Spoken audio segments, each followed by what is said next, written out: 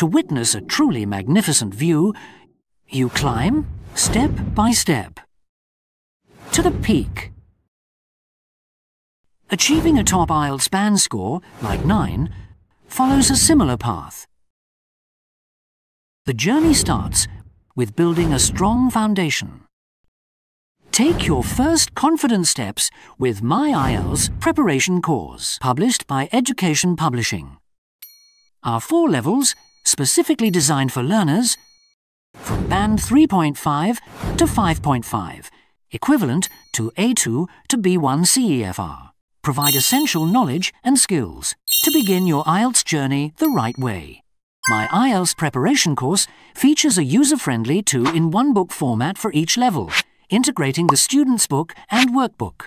Inside each of these split books, you'll find 5 topic-based units, making it easier to access focused and comprehensive learning. All levels of My IELTS preparation course have a recommended course duration of 90 to 120 hours. With My IELTS preparation course, you'll navigate common IELTS topics with a clear content map, strengthen your understanding through targeted vocabulary revision at the start of each topic.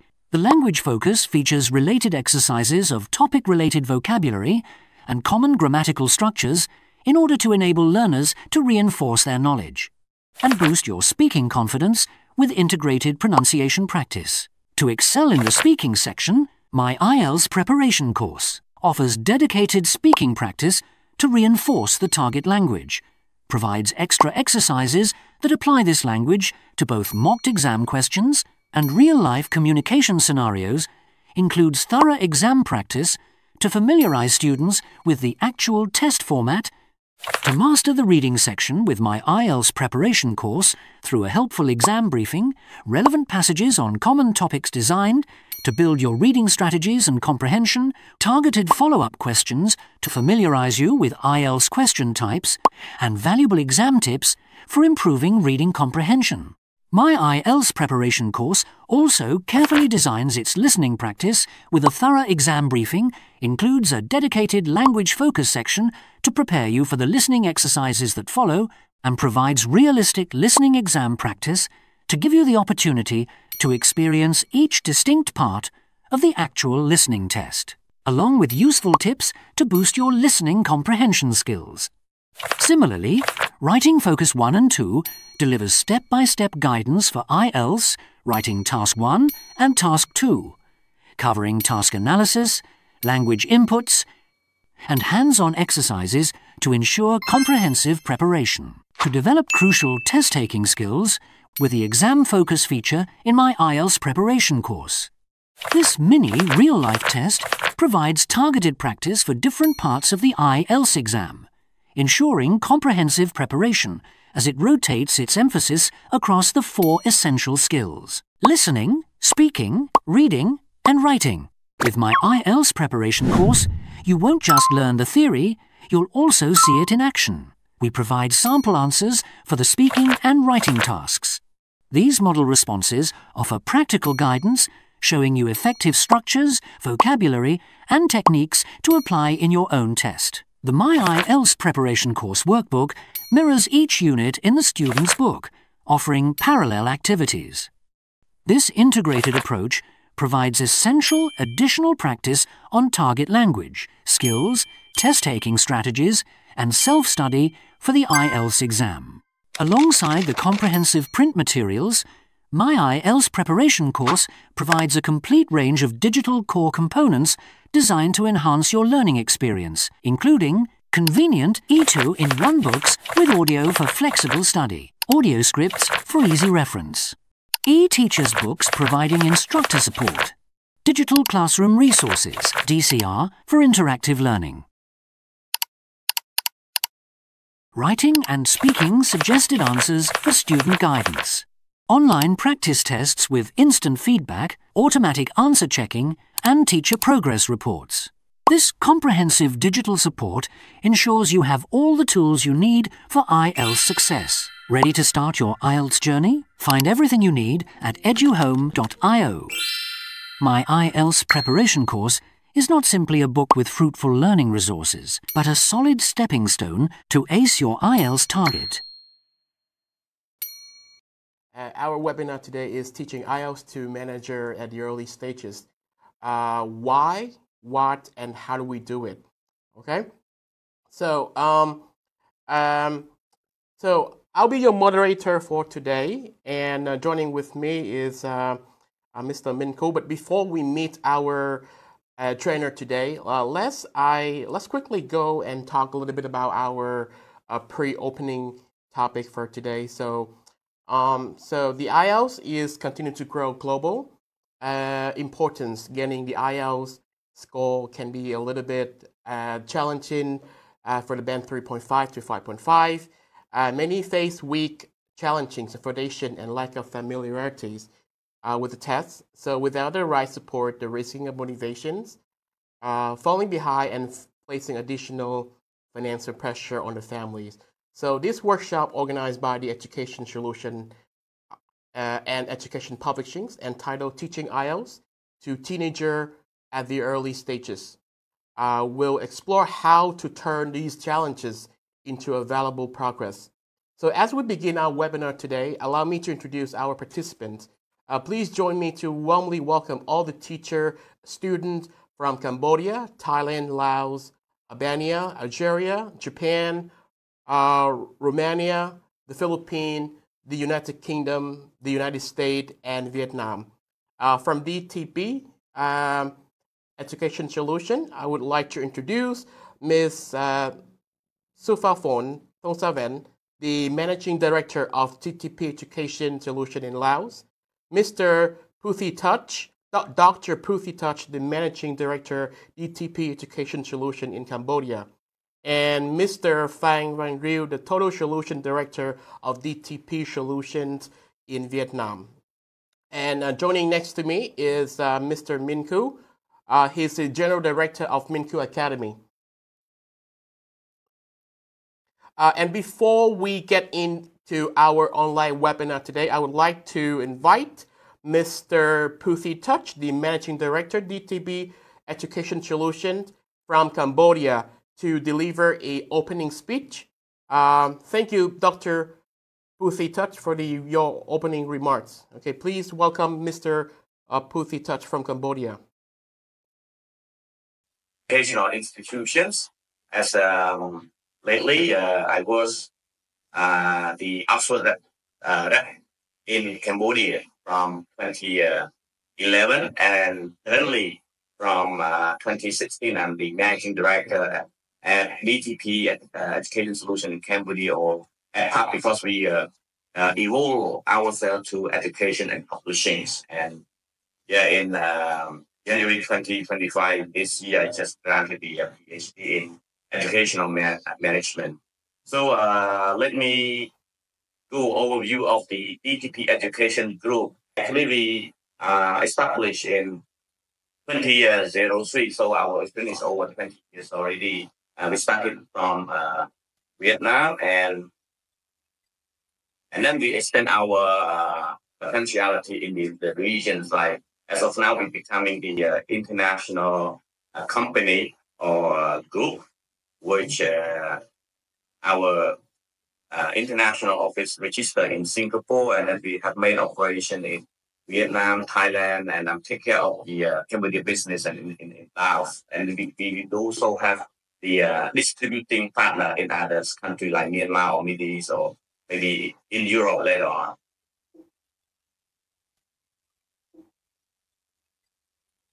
So our vision is to help educators to get more and more and better educational resources. So as long as we doing so, we are because we have to become the premier provider of educational resources and solution and enhancing English education in Cambodia and in the world. So we are committed to continually researching, developing, distributing high quality and innovative products and services that enhance the effectiveness of English teaching and learning. So our mission is to support schools, educator, learner. Like today, we arranged the international webinar. So we believe the participant will learn something from us. So actually, we with our over 20 year experience, we already serve over 10,000 educational institutions and over 5 million users. I mean, in the regions. So this is our team member. We have over 700 employees in the regions, specializing in publishing, training, Tí IT, xíu nữa là testing, khỏi and cần cắm vô đúng không? distribution. Xíu nữa khỏi cắm cái này luôn. So again, we need to Không cắm. in order to achieve that. So our team member, we have a strategy to boost our core competence, like more knowledgeable, capable, experiences, and be more creative and committed. Lastly, so education group is the group combination of DDP education, which we're working on with author publishings, make effective book and resources for teachers. And with the online, we cooperate in order to provide digital and learning platform, make everyone easy to access anywhere and anytime. So in the report of DPP investment, so we invest a lot in producing resources that would be available in hard copy and also in digital ones. So we are working and partnering with world famous publishers, which are accredited by internationally organizations like as Cambridge Assessment Educations and other.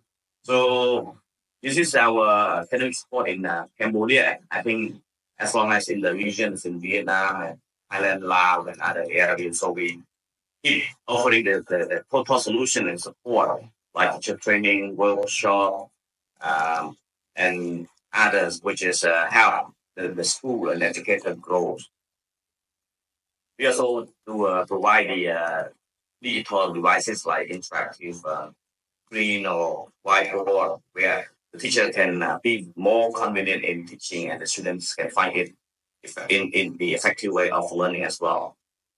This is our partner so far in Cambodia. We're working with the international school, bilingual, private language school, and other NGO and educational institutions, including universities as well. And so far this is our story with our capable team member in the region, communication, price effectiveness, team building, the constantly offering the any kind of thing that support the school and educator in Cambodia. So I think that's all for me. So I finally, if anyone in Cambodia would like to find the support and access us to these contacts. So lastly, I would like to wish the webinar today more fruitful and all the participants would learn a lot from us. Thank you, Chris.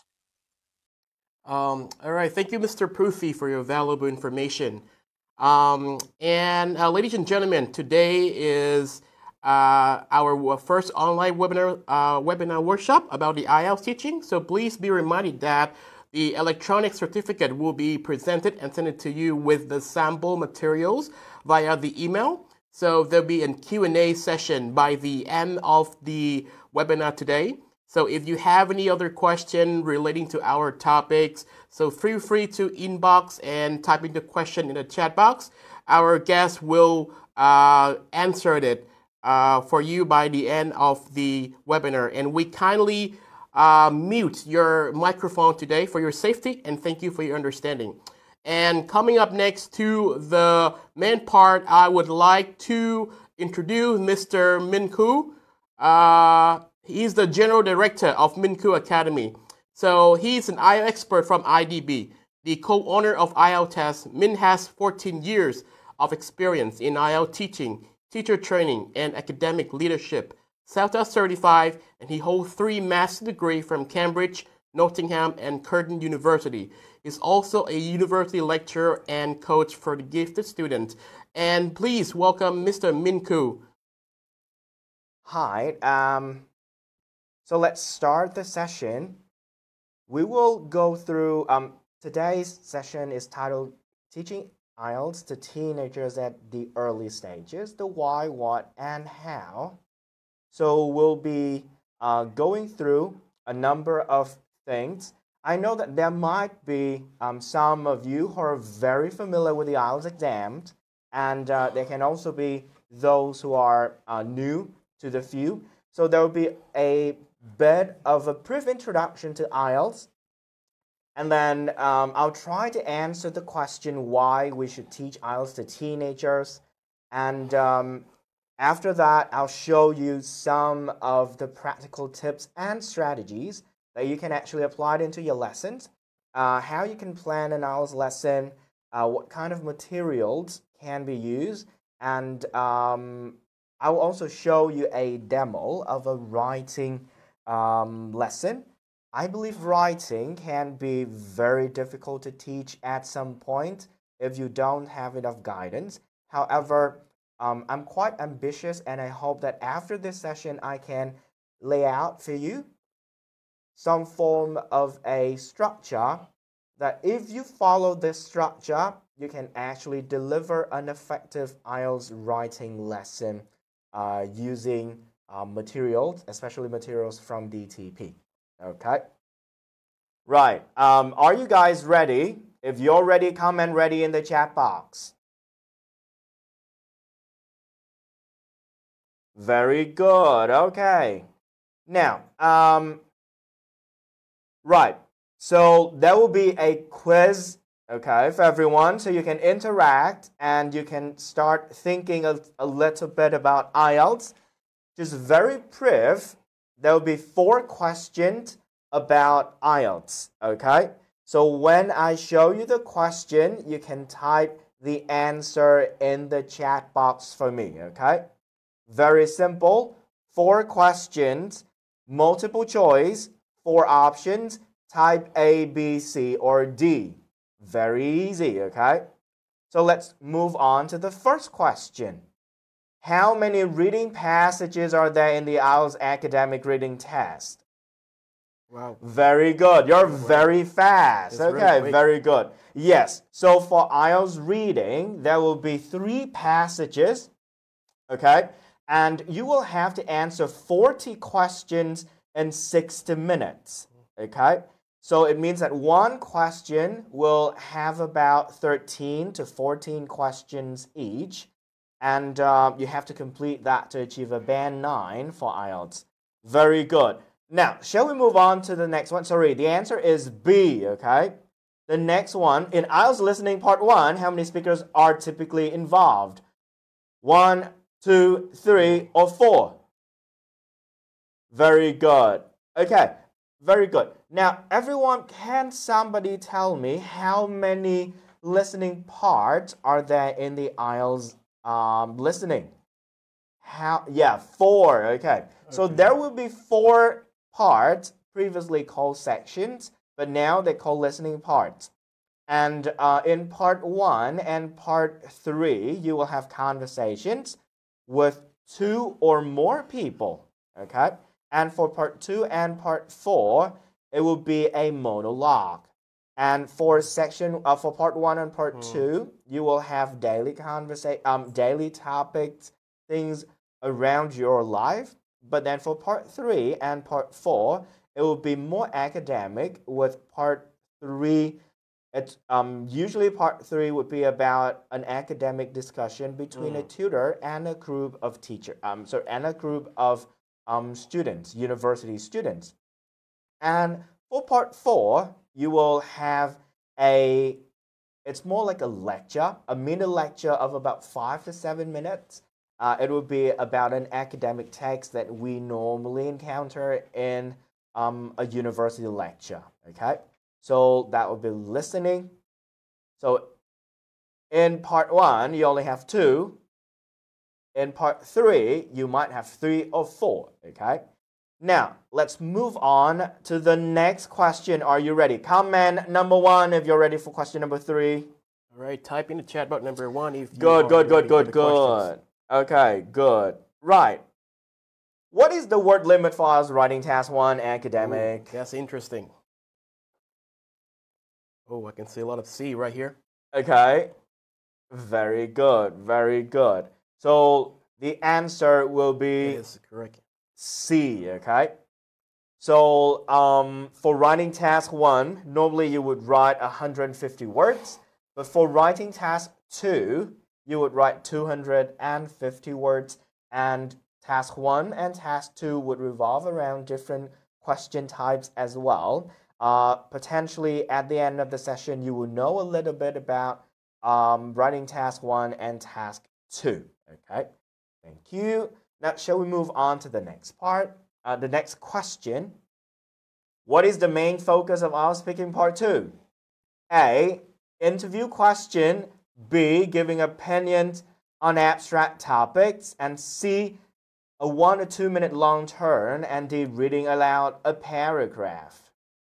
The answer is okay. Some actually say B. Well, there is a tick right there. However, in part 2, you only have a 1 or 2 minute long turn, okay? A long turn is like a speech, okay? A short speech, and you would deliver it non-stop. You don't hold a conversation with the examiner at this stage. Giving opinions on abstract topics, that would be something that the candidate would do when they enter the next phase. In speaking part 3, they will discuss a little bit more about the long term that they did, and then they will answer them in general terms. So it would be a little bit more difficult for speaking part 3. Okay, right. Because of the limitation of time, I won't be able to deal with all of the the skills in IELTS. However, I'll be introducing to you some of the materials that you can actually explore, as well as ways to deal with some more difficult parts of the IELTS exam, which will be writing part task 2 and writing task 1. Okay, well done. You did very well. You did your homework. So just a brief overview. So you will see that there will be the different modules right here. So allow me to annotate on the screen so it will be easier for us to follow. So you have the listening part. Normally you have 40 items and you'll listen for about 30 minutes. And you have a range of question types right here. Okay. Similarly, you have academic reading. Okay. For reading and writing, there will be 2 different modules. So there will be the academic reading and the general training reading. Okay. Similarly, for writing, we also have academic writing and general training writing. So what is the difference between academic and general training IELTS? So academic will be things that the majority of learners of IELTS would need, because when we apply for a university, when we graduate, when we study abroad, we need academic IELTS. Okay, general training is mostly for work and for migration. So at this stage, especially when we teach teenagers, we don't really care about general training that much. Okay, so there will be a lot of things that will be covered right here and self-explanatory. You might want to revisit the webinar after this session if you want to read this again. And this one is actually taken from DTB book, IELTS Academic Succeed in IELTS 4.05.5. Okay, so you can also buy the book, and then you can also see this material, this table right there. Okay, just a brief introduction, and then you can actually explore this along the way when you start teaching IELTS. Okay. Now, why should we teach IELTS? Can somebody answer me this question? Can somebody type in the chat box, why should we teach IELTS to teenagers? Feel free to input into the message in the chat box and answer the questions. And why would we teach IELTS to teenagers? cái mic ở đây này, bên này này. So Okay, can we turn on the mic? Are we on?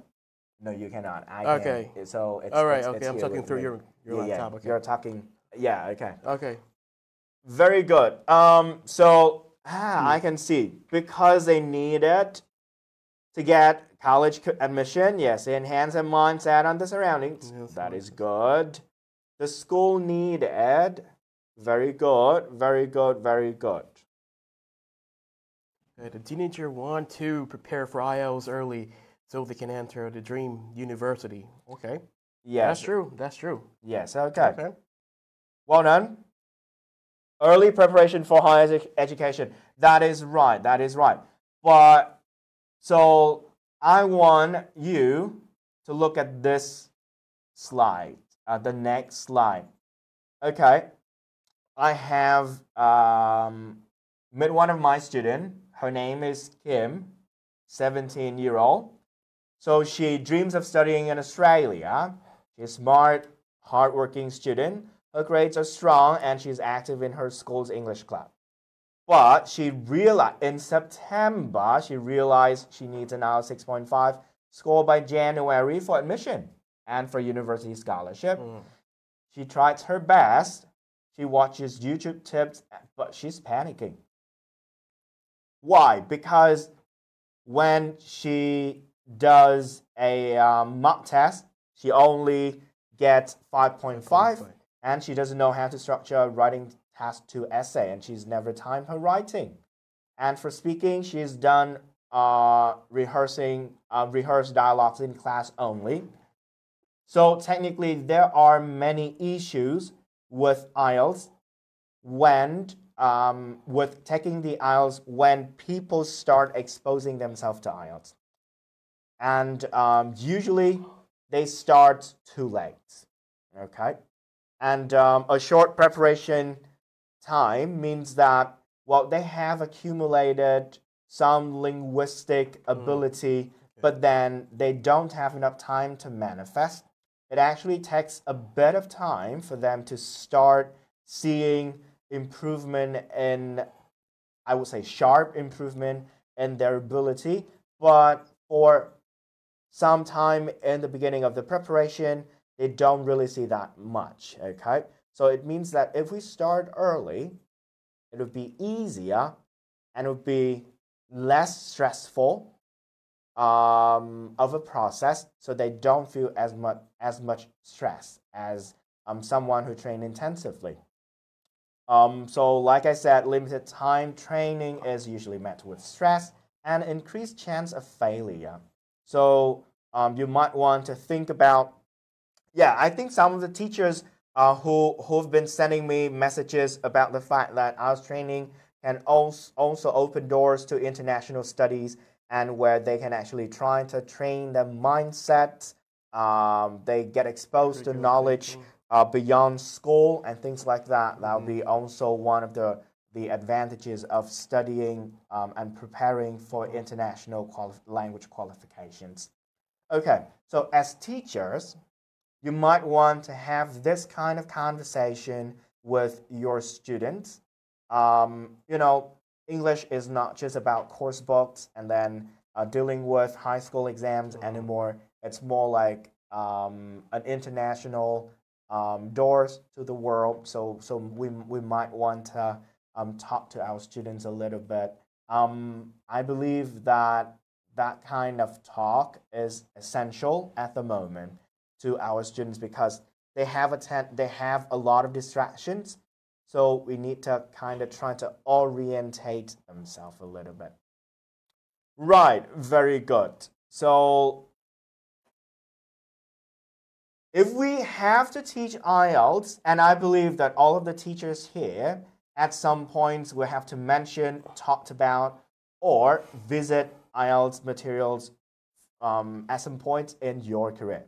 So let me introduce to you some of the IELTS materials published by DTP. Okay, the first series that I want to showcase, well, I know it's a little bit of advertising. Please stay with me. We have the My IELTS series right here. I would say it's one of the latest series available in the world, and it's actually written with high school students in mind. So it means that the content would be friendly to teenagers, and it would at the moment be the only systematically written series focusing on A2 and B1 level learners, with a detailed breakdown of students' level in the lower bands. Like you can see on screen, we have book 1A dedicated to band 3.5 to 4.0. In fact, you might want to use this as the early stage of an IELTS preparation process, where learners at even lower level, like a band 2.5 or 3.0, can also start with My IELTS book 1A. And because we have a band increment for each book, it actually the series actually has a manageable learning curve. So you also have more time to prepare, especially if you just penetrate the IELTS market. So you are new teacher, so it will be low stake at the moment when you start teaching them using My IELTS. Okay. There's a question from Onki about like he asking, are there any major challenges to participate to expected when teaching IELTS early on? Okay. Well, I think let's leave this. This is a big question. Let's leave this question to the Q&A at the end. And if you have any questions, just use the Q&A functions, everyone. Don't use the chat for Q&A. Use the Q&A function. You type the question there, and then I'll be able to see your question, and I'll choose the question to answer at the end of the webinar. So do stay tuned until the end, okay? Now, DTP actually also introduced 3 practice test books with consolidation as well. And you can see we have the whole series to accommodate your journey from 3.5 to 7.5. We have My IELTS as the skill training and proficiency materials. And after the students are familiar with the skills and the format of the test, we might want to move on to the practice stage, where they can do with practice tests. And I think DTP did a very good job with providing also vocabulary teaching and consolidation before they do exams, mock exam materials. Okay? Right. And to date, we will be focusing on these books and exploit the My IELTS series so that we can actually teach IELTS effectively. Right, let's look at a sample reading lesson from My IELTS Book 1A. It's for students band 3.5 to 4. So usually students at the age of 13 can actually use the book, okay? 13, and then the next one, it would be 14, and then 15 and 16, okay? Right, so this is a sample lesson. You can see in the beginning, you will have an exam focus, a reading focus, and then we have exam briefing. I think I'm talking not only new teachers, but also some experienced teachers right here as well. And remember, one of the things that I've been working with a lot of IELTS teachers in helping them become better IELTS teachers.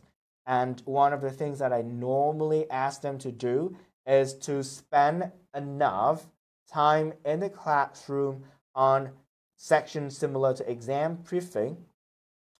You know, many of the students actually say that they attend an IELTS class, but they don't know what IELTS is. And even after a long period of time of training, like a month or 2, they still say they're a bit unclear, they're confused, they're bewildered. And the reason is that the teachers haven't spent adequate time in exam briefing. You have to say what you teach, how what you teach matches with the exam, Okay, so for example, here you have the exam briefing, and after that, you will have a few exercises to help you ease in the lesson. So for example, activity number 1 says, look at the title and the text in exercise 3. What do you think putting together means when talking about friendship? And number 2, you have, does International Friendship Day sounds like a good idea? Share your opinion with a partner.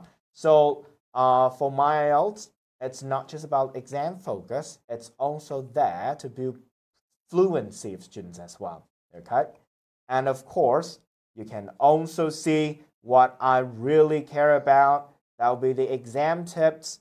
You have exam tips, and as teachers, remember, try to read the exam tips to students or ask your students to read and try to discuss this for some time in your classroom. Okay. Remember, everyone, let's examine the material, and later on, I will help you to plan this lesson. Now, in exercise 3, you will have question 1, 2, 3, 4, 5. That will be true, false, not given. I believe that this is one of the very famous question types in IELTS. Right. Okay. After that, we will have a reading. Okay. This is a reading, not too short, but also not too long. It's appropriate for early A2 level. Okay, for like 3.0 to 3.5 when they start teaching. Okay, right. Everyone, now in the next part, I will help you to, let's look at the material again. No. So let's look at the material again. So this is the format, okay? And I will help you plan an IELTS reading lesson. Can I ask a question? Please type in the chat box, okay?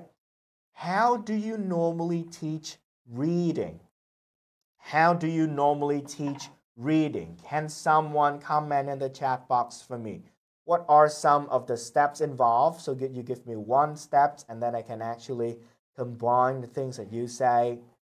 Skimming. Thank you. I have skimming.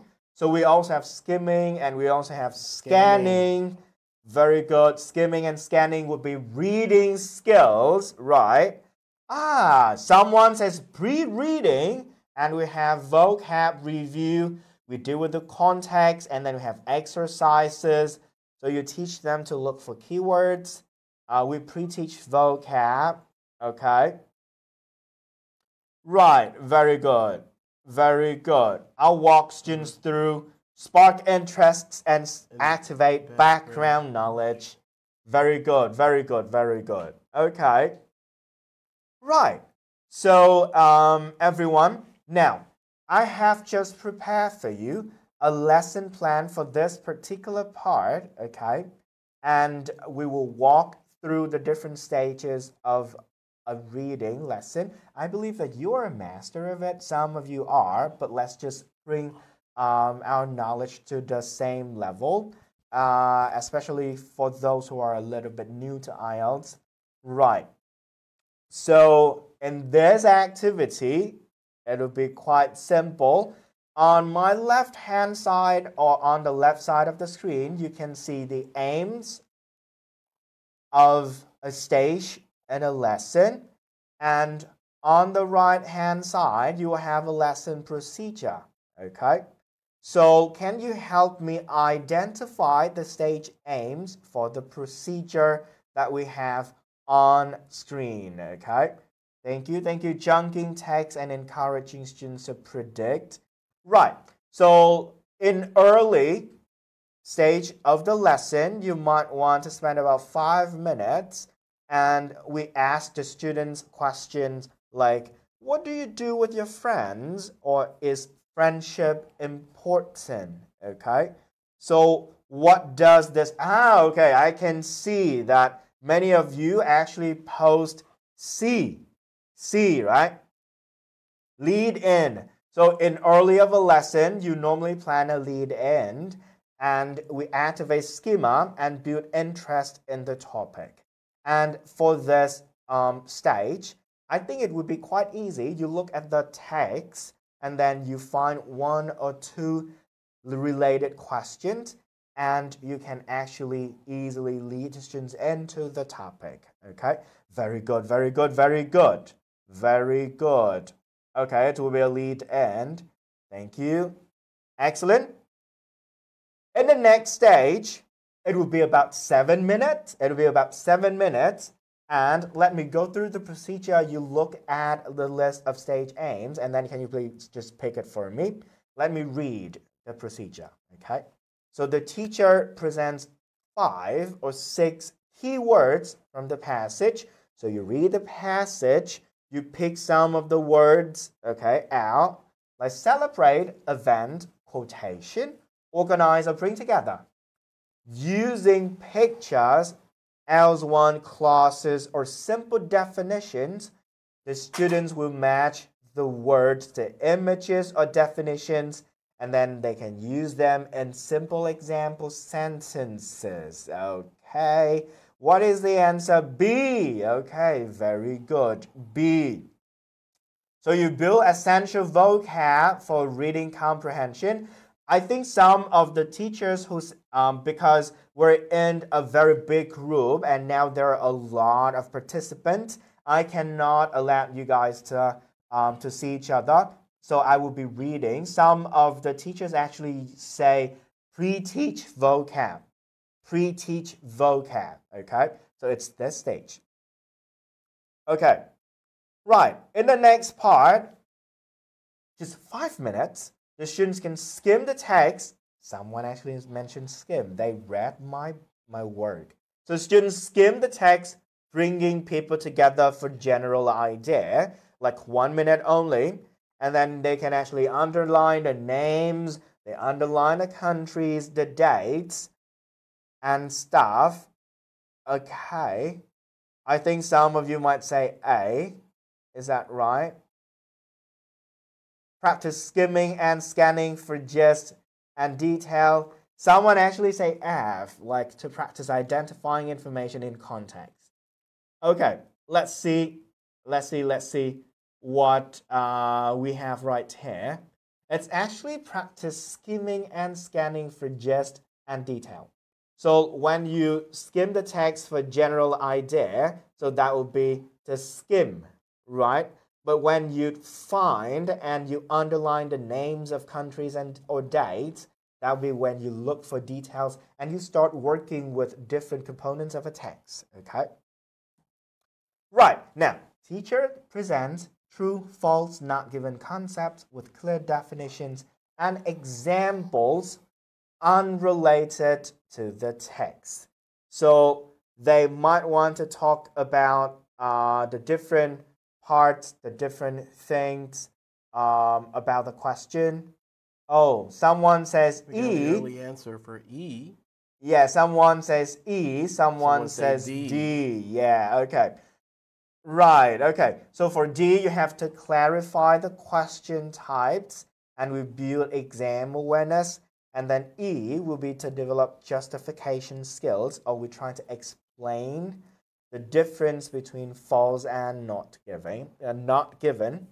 So if you look at this one, you have true, false, and not given concept. So it's more like the early exposure of the learners to true, false, not given. Okay. So for early exposure, you covered something general. So it would be to clarify the question types and build exam awareness at this stage. Remember, true, false, not given, students usually confuse between false and not given. Okay? For true, false, not given, one more time, they confuse between false and not given. But before you deal with false and not given, you would have to introduce the bigger concept. Okay? The bigger concept. Okay.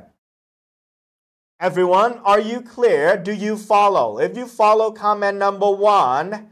If you think I'm speaking too fast, comment number 2 so I can explain a little bit. Okay. Right, okay. Good. The majority, it would be 1.5. Okay. Okay, that would be... Okay, I'll try to explain a little bit clearer. But most of you would understand what I'm saying and follow, which is great. Very good, everyone. You're very focused. Right. Now, you will have the last 20 minutes of a lesson. Now, it will be like the final boss. You have 2 stages and then 2 options. Now, can you please match for me? You don't pick anymore, you match, okay? So, after you introduce the concept, the students might complete exercise 3. So you have 5 true, false, not given questions, and they work on it individually. After you let them do that, you let them check in pads, okay? Check in pads, and then as a teacher, you gather the whole class, and then you provide whole class feedback, okay? The students can justify the answers with text and evidence. Right. Okay, I think now you see the difference between D and E, right? Right, very good. So they need to practice identifying information in the context, and then after that they would develop the justification skills, and potentially they would clarify the confusion between F and not given. Okay, now everyone, I would like to present to you the full lesson plan. Everyone, if you, for your convenience, you might want to screenshot the whole lesson plan, and then you might want to reread it. This is a very typical lesson plan for IELTS. If you do reading, it will be like this. If you do listening, it can also be an IELTS listening lesson can also roll out similarly. You just change the reading part into listening. You still lead in, and then you also pre-teach vocab, and then you let them listen for gist, and then they can start listening for detail, and then we deal with the question types, and then we have peer check at the end. And of course, in future webinars where we can talk more, we can do more closely with listening, I can show you some of the techniques to do with listening. But in general, this will be a typical receptive skill lesson. Okay? Very good. Now, guys, if you already captured the screen, type number 1. If you already captured the screen and you want me to move on, type number 1. Good, good, good, good. All right. So, because IELTS has a lot of question types, like I just said, you might want to go through the My IELTS series from the beginning to the end. And there are actually 4 books. You have book 1A, 1B, so that technically be book 1. And then book 2A and book 2B, that would be book 2.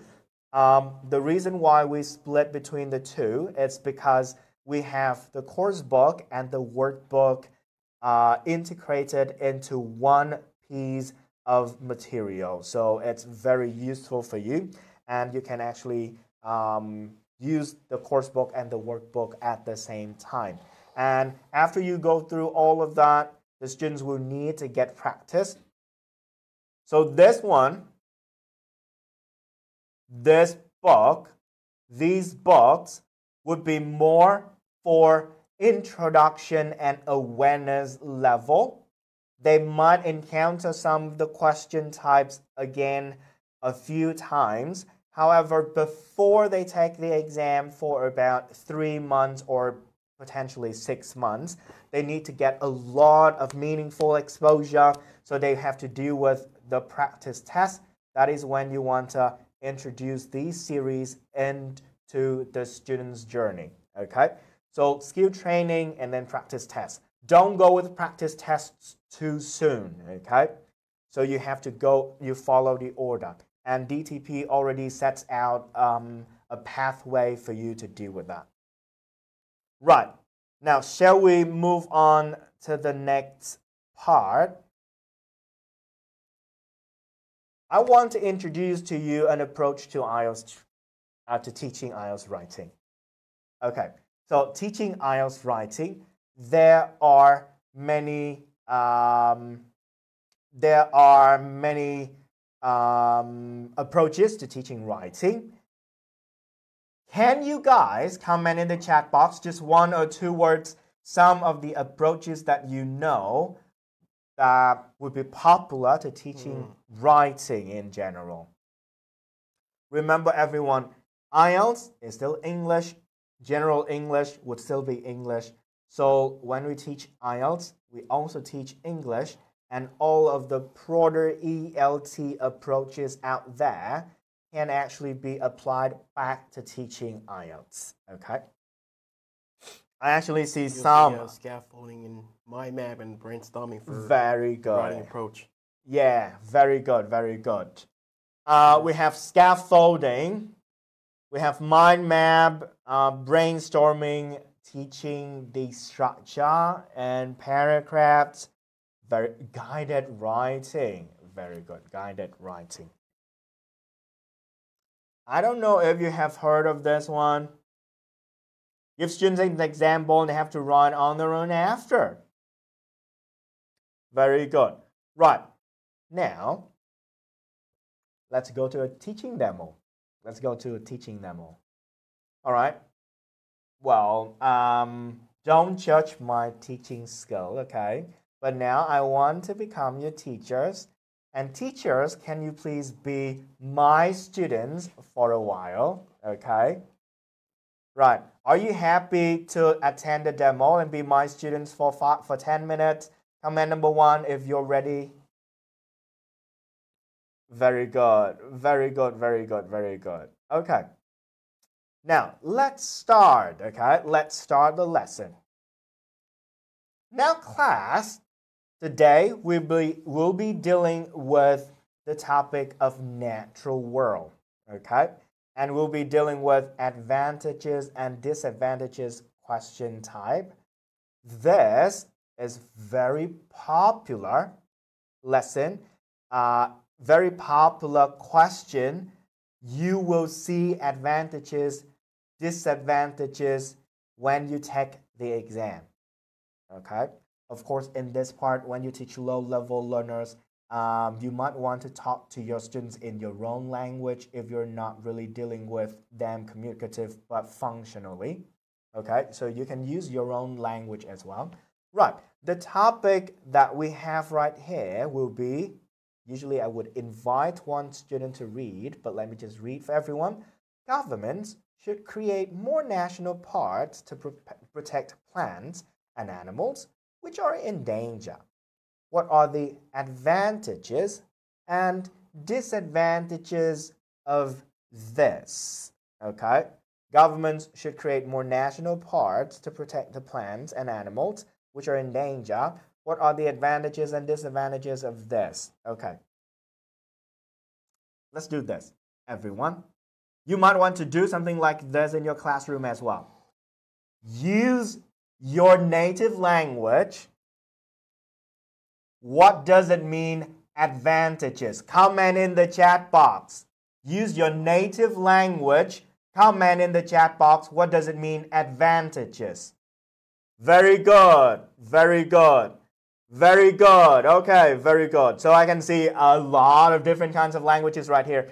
But in your classroom, they can actually, you might want to use your own language to talk about some of the key concepts.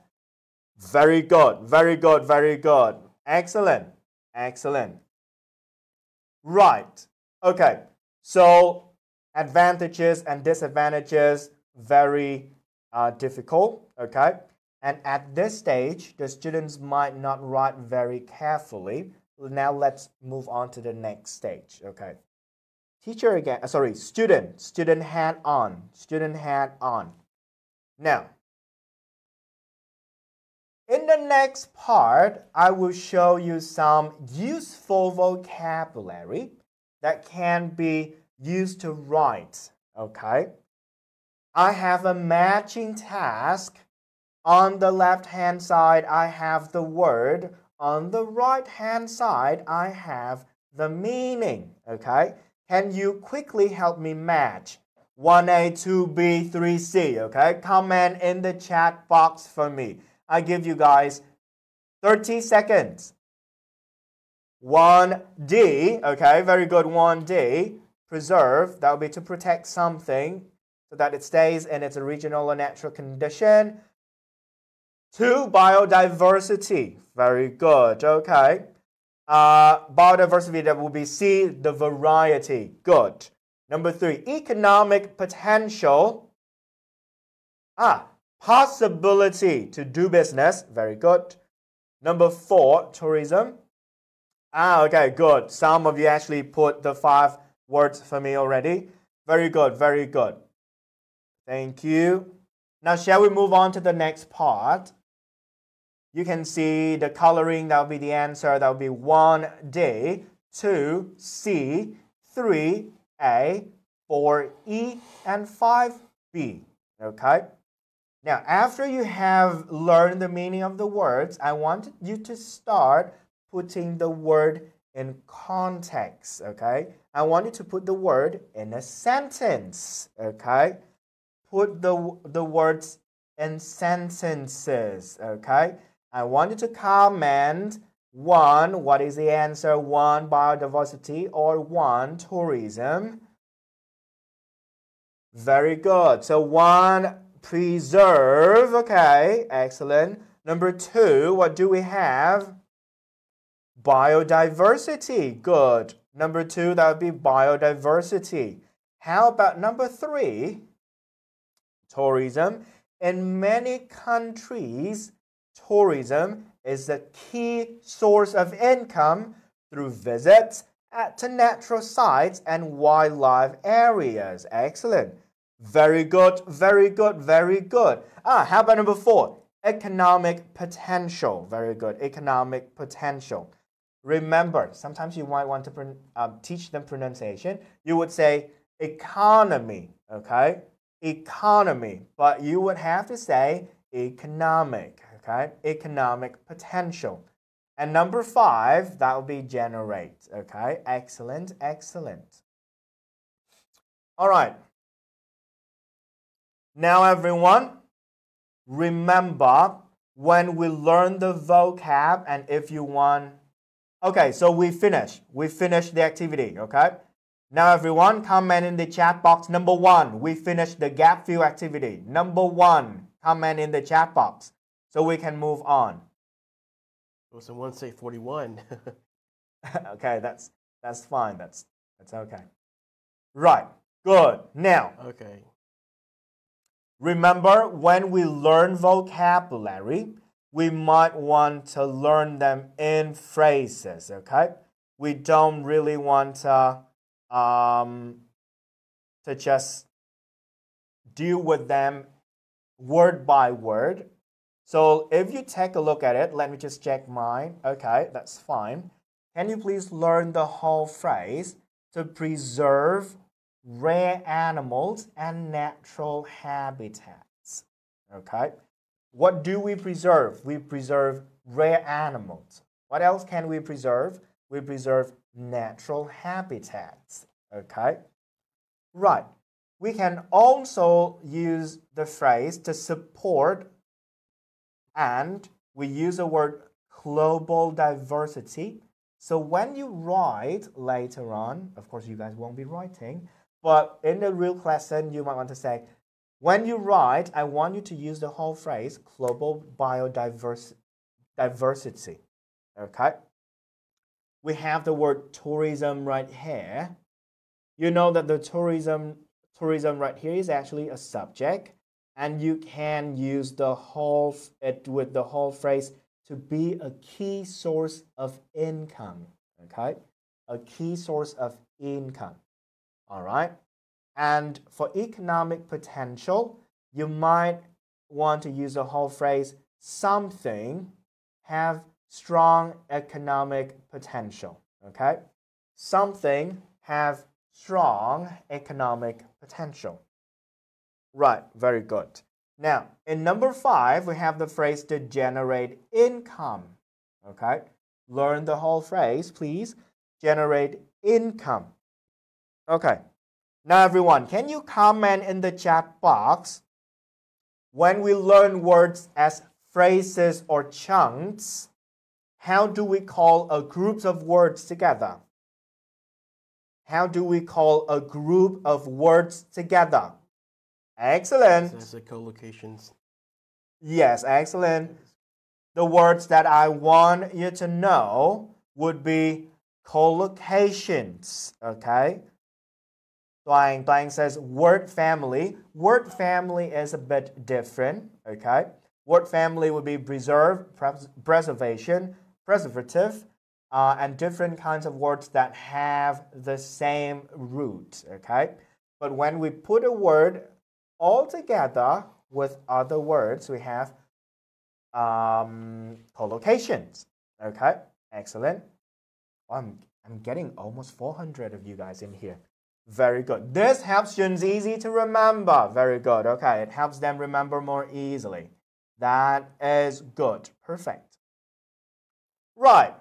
So after you learn the words, now let's deal with writing.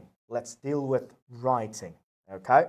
So when we write advantages and disadvantages, technically we have to write 2 paragraphs, 1 advantage, 1 disadvantage. Okay. So now I will help you write the advantage paragraph. Okay. In the next activity, I want you to reorder the sentences to form a meaningful paragraph. Okay? Structure, reorder the sentences to form a meaningful paragraph. Go, go, go. It's a bit long to read. I give you 30 seconds. Okay? 30 seconds, everyone. Match, rearrange for me, please.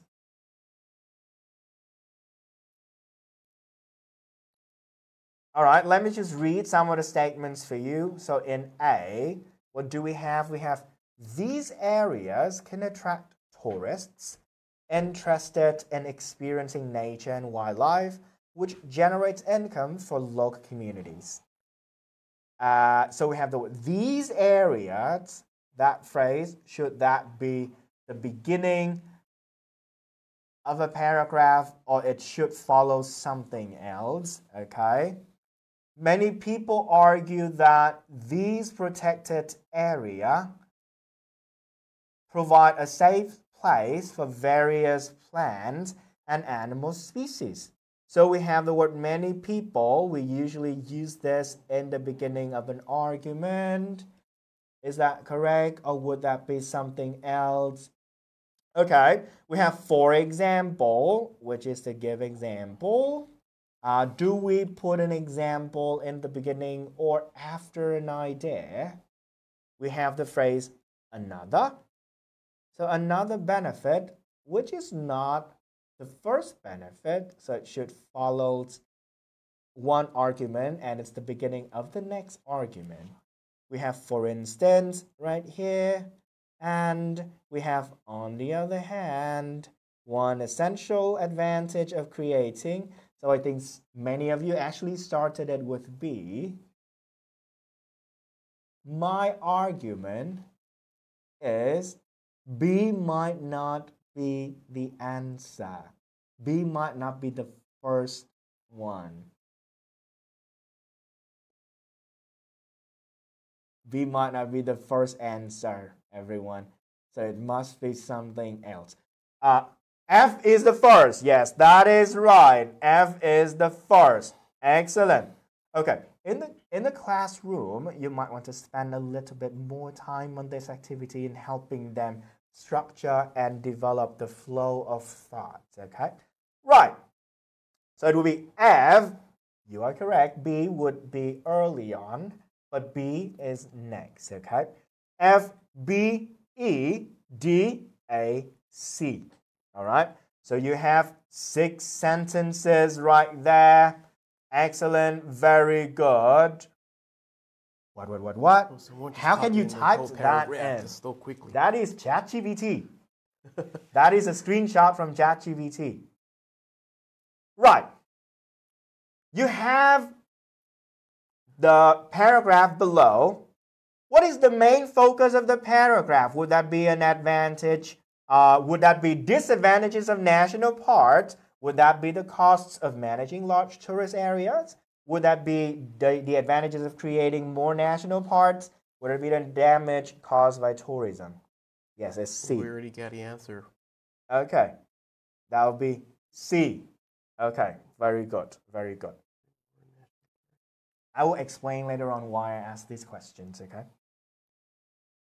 Which ideas are mentioned in the paragraph. So we have a list of 1, 2, 3, 4, 5, 6, 7, and 8. 8 ideas.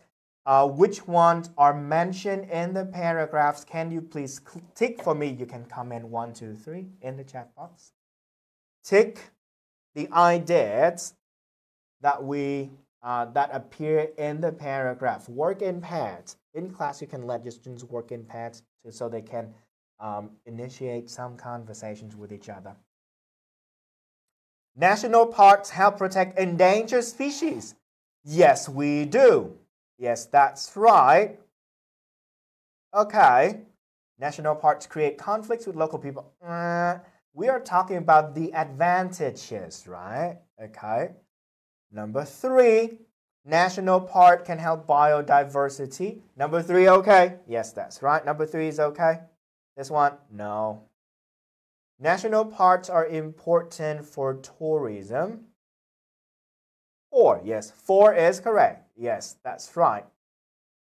5, national parks are expensive to manage. Ooh. While that might be true in reality, it's not mentioned, right? It's no. Local communities can benefit from tourism. Yes, that's right. Very good. Yes.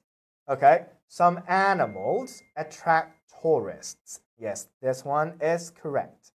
National parks are dangerous for wildlife. No. Okay. Very good. Very good. Very good. Good job, everyone. Guys, can you comment in the chat box? Good job. Can you comment in the chat box? Good job. Good. Okay, you did a very, very good job with me. Okay, I know it can feel lonely right there because the only one that you can interact with would be with me. But I'm very happy because I am interacting with 400 people. Good. Good. Good. Good. Okay, excellent. Well done. Right, so now can we move on to the next part? It will be a little bit more technical and academic, okay? Now, I will show you how you can write a paragraph, okay? Listen, don't do yet. Listen, I will show you how to write a paragraph. In this paragraph, there are 6 sentences, okay? And I already helped you divide it into 2 groups, the purple group and the green group. The 2 groups would be 2 different ideas, okay? But when you write, each sentence must have a function, okay? If you perform the functions well, you get a good grade, okay? So 1, 2, and 3, you have A, B, C, D, E, F, okay? Now, male students, help me do 1, 2, 3. Match 1, 2, 3 with the function. Female students, help me do 4, 5, and 6. Females, 4, 5, 6. Male, 1, 2, 3. Comment in the chat box. Help me match. Okay, very good. Male, 4, 5, 6. Female, 1, 2, 3. Oh, I see a lot of female students are finishing, but male students, I don't see that many. I think male student is on the way to answer the questions and matching. Oh yeah, okay. ACA. I start seeing some male responses. Okay. Male 1, 2, 3, female 4, 5, 6, man 1, 2, 3, woman 4, 5, 6. Good. Excellent job. Excellent job. Very good. Good, good, good, good. Okay. So let me just help you do this. For number 1, on the one hand, one essential advantage of creating more national parks is to preserve the balance in the environment. So that would be to present the first idea. Right. Many people argue that these protected area, we have the phrase these protected area, that would be the same as national parks right here. It provides a safe place for various plants and animal species. So that would be to explain the first idea, okay? For instance, countries like Costa Rica, which have established a network of national parks, have seen improved biodiversity. So technically, that would be an example. An example would be used to illustrate the idea, okay? And similarly, you will have number 4, that will be to present the second idea. And then number 5 will be there to help you explain. And number 6 will be for an example, okay? Well done, well done. Very good job. Everyone, comment good job in the chat box. Well done, very good. You did very well. Good, excellent. Thank you. Thank you for interacting. Love you. Very good, very good, very good. Okay, so now you know that when you write, you have to have in mind a function that you want to perform with the argument, and there are 3 major functions that we normally perform in the exam room, okay? In IELTS. The first one is you present the idea. Sorry, let me just pick a larger one. So you would present the idea. After you present the idea, you explain it, okay? After you explain it, you might want to illustrate the idea. So everyone, comment in the chat box the 3 main functions that you have to perform when you write an argument. What are the 3 functions that you have to perform in an argument for IELTS? You present the idea. You explain the idea. Very good, everyone. Lovely. Very good. You illustrate the idea. Okay. Excellent. Good job, good job, good job. Okay. Very good. Now, shall we move on to the next part? Now, remember, present, explained, illustrates. Okay. Now, if you take a look, I actually group the information together. So let's examine this argument, okay? On the one hand, one essential advantage of doing something is to preserve the balance in the environment. And you can see, creating more national parks right here, creating more national parks right here, this one is actually matched with these protected areas provide a safe place for various plant and animal species. We have they share the same connection, right? And then I try to be more specific. By saying, I give an example like countries like Costa Rica, which have established a network of national parks. So the ideas are actually very well linked, and the topic the same. You don't have different topics, you have the same topics but expressed in different words, okay?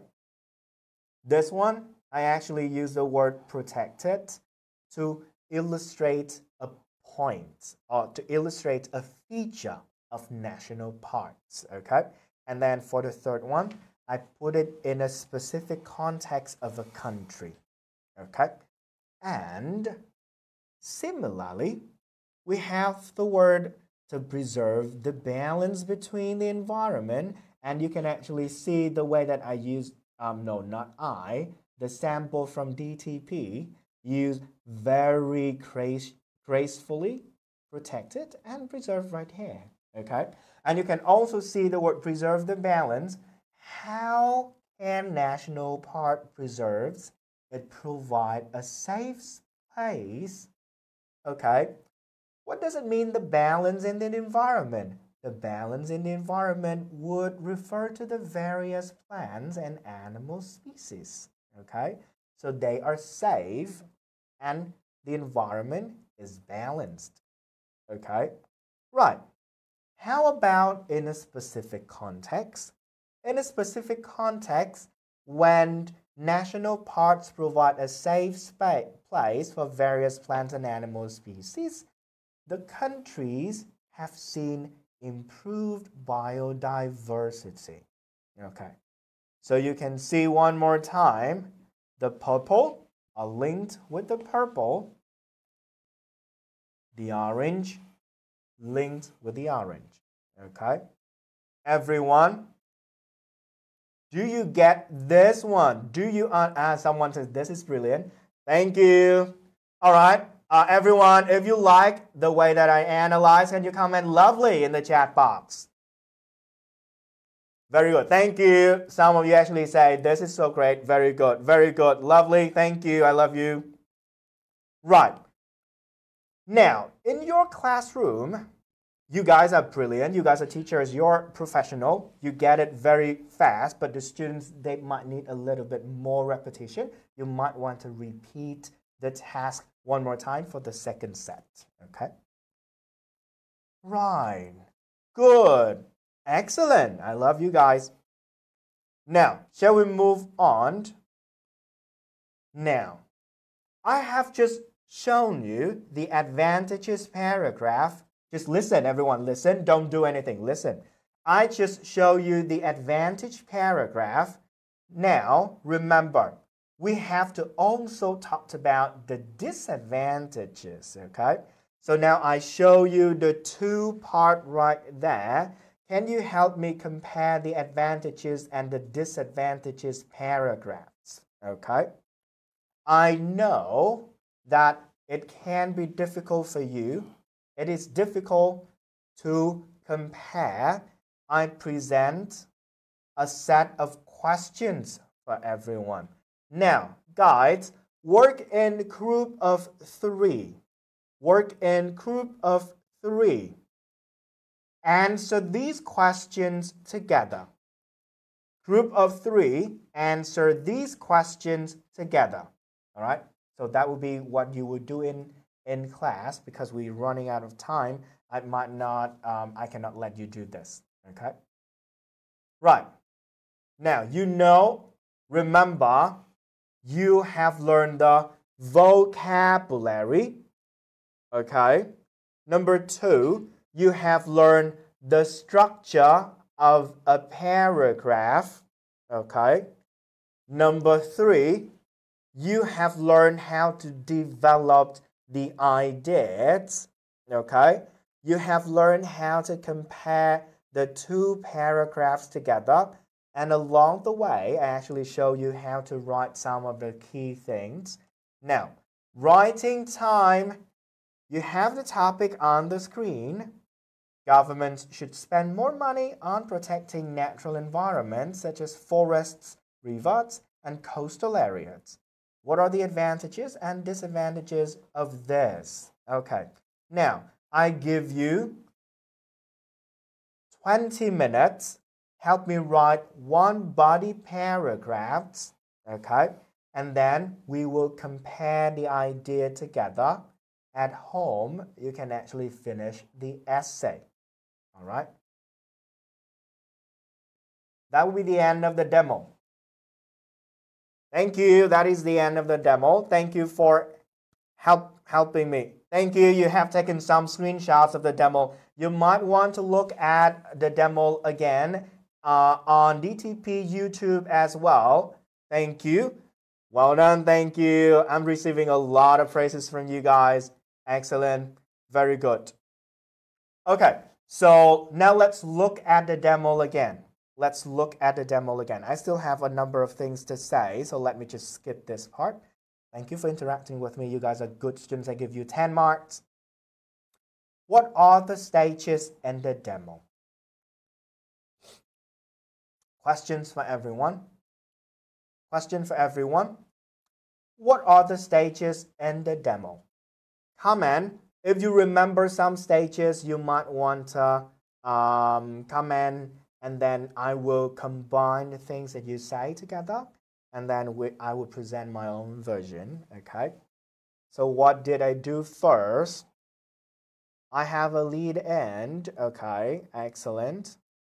But remember, this one actually, I didn't do a conversation, right, okay? I introduced the topic for writing and then let the students read. We have the matching, introduce related vocabulary, yes. Introduce vocabulary, okay. I give the students phrases, collocations. I put the words in text, okay.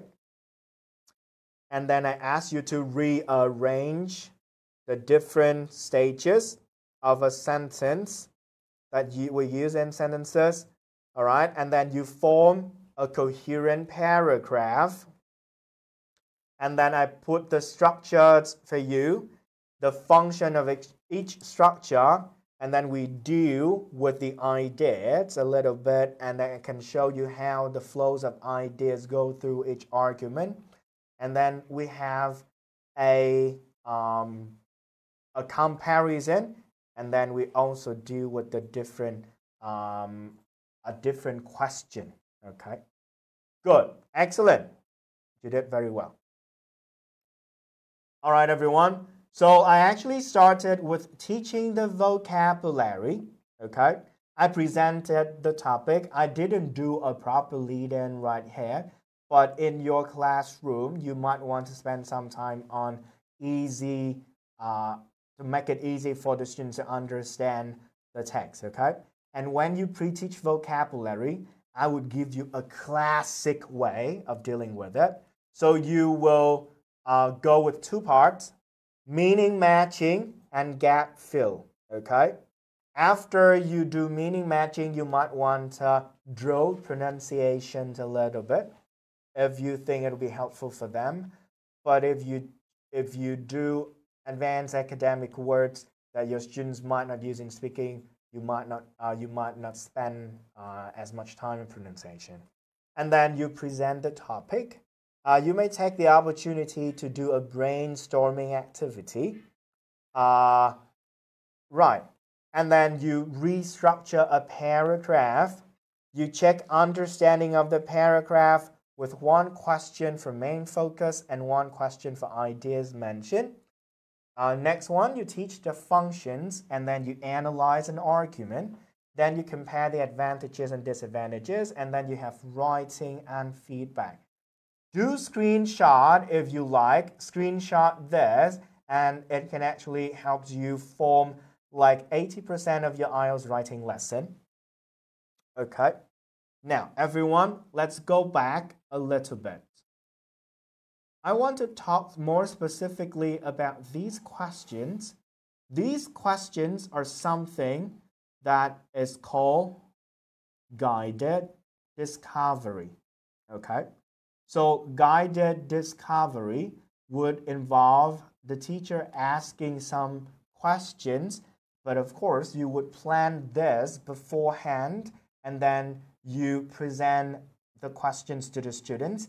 They can actually work on the worksheet from the beginning until the end in pairs with minimal involvement of the teachers. And if you can actually do something like that, you will have extra time to work with excellent students, and you can also spend extra time helping slower students so that they can keep up with the pace of the class.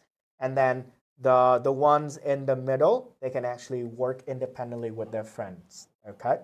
So the first question right here is to help them identifying the focus, and the students should be instructed to focus only on one thing in each paragraph. Similarly, for guided discovery, if you know why I did this, then you know that these can actually help them identify the things that are included in the passage, and you can say which one is the main idea, which one is there to explain, which one is there to support and to illustrate the points. Okay? Of course, guided discovery deserves its own webinar. I can actually talk about guided discovery like for a few hours. And if you do well with this tool, you can actually teach writing very, very well. Okay. Good. So now shall we move on? Right. So the sample, the very high quality sample I just presented to you, would be at the back of the book My IELTS 2B. Okay? So if you open the book in the early pages, you will have lessons where you can follow, but then at the back of the book, you will have a samples. So if you like to have very high quality samples, you might want to get a copy of My IELTS, and at the back of the book, you will get a lot of samples. There are 2 samples for this particular unit, okay? And when you use it, you can actually go with the approach that I showed to you. The approach that I showed, let me just give you some key phrases so that at home you might want to dig deeper into the process of it. What I just did is called the product approach to teaching.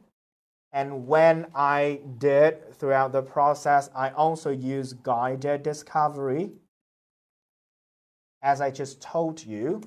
And in the beginning, when we use the product approach, I actually applied an analytical syllabus. An analytical syllabus is where you present a model, the things that you expect the students to do, to produce, and then you guide them in producing a similar piece. So that would be the analytical syllabus. And of course, I'm a master in task-based language teaching. It's involved a lot of tests. Right. Good. Excellent. Everyone, are you okay? You keep up? Comment, okay. If you follow, yeah, okay. Excellent. Excellent, excellent. Oh, I'm very, very happy with you guys interacting with me a lot today. Thank you. Lovely. Right. So we have plenty of samples in My IELTS book 1A, 1B, 2A, 2B. And you can see that the ideas are presented, the samples are very bound by the band score. So if you want lower level bands, you can use a lower level book. And then if you want something a little bit higher, you can actually look at band 5 and band 5.5.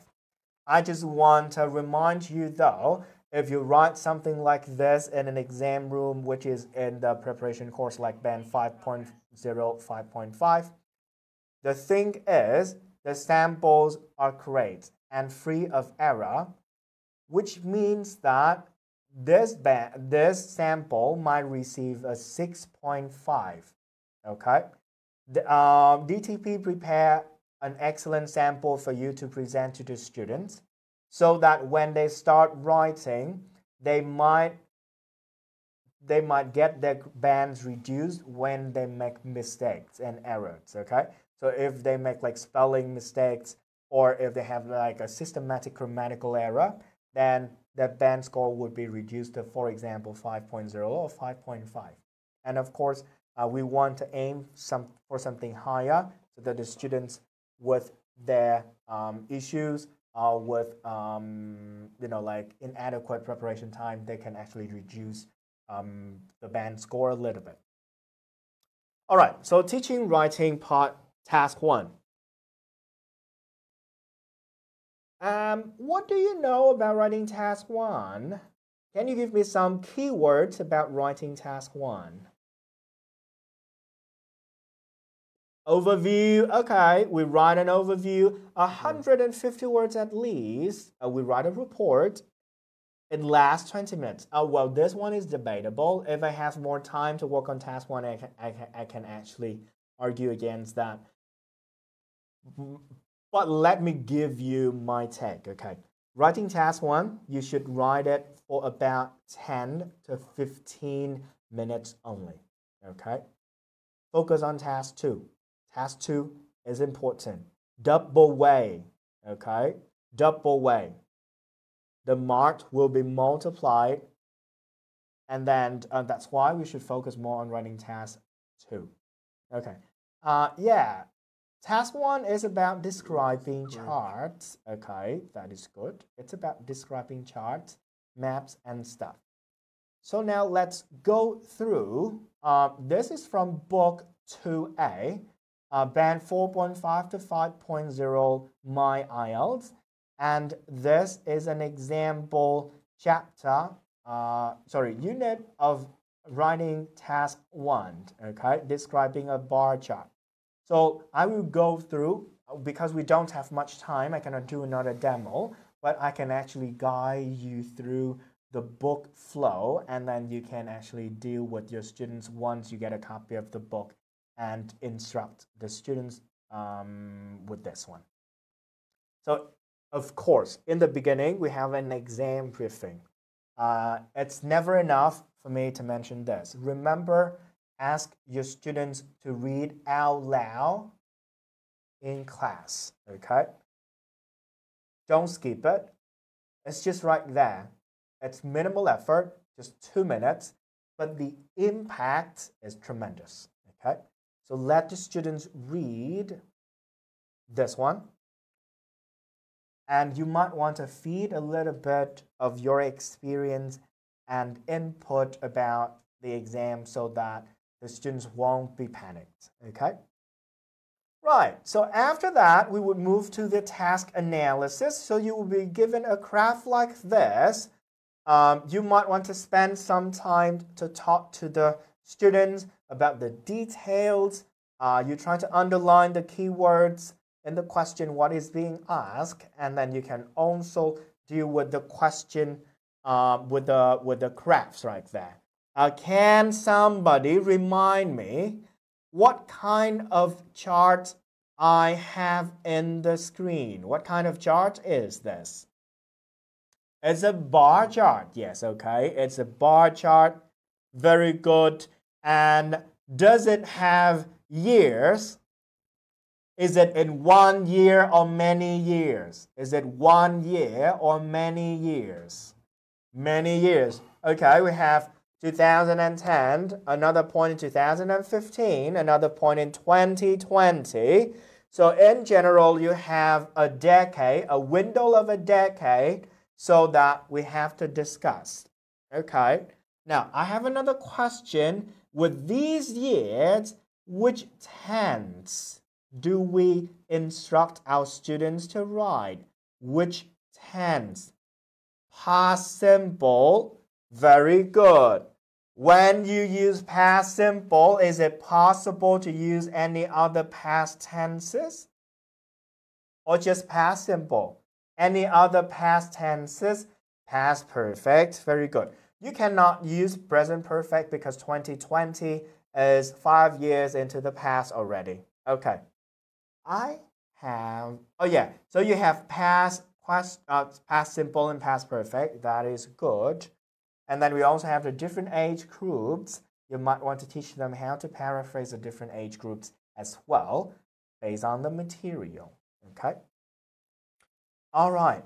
So for newcomers into the course, you might want to go through activity number 2, where the students can actually match the different requirements and some of the things they need to know about the keywords so that they can deal with the questions more effectively.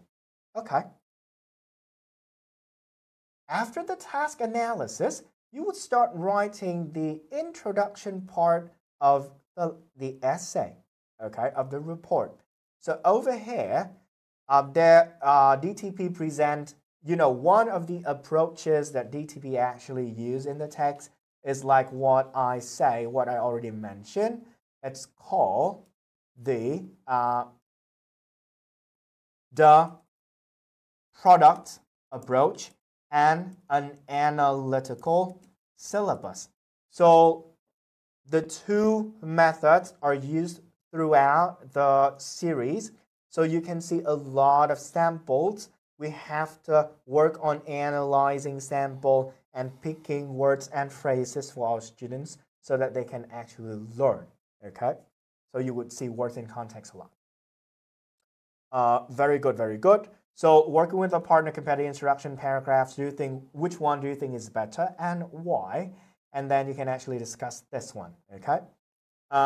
Then we also have general writing skills like paraphrasing and synonyms right here.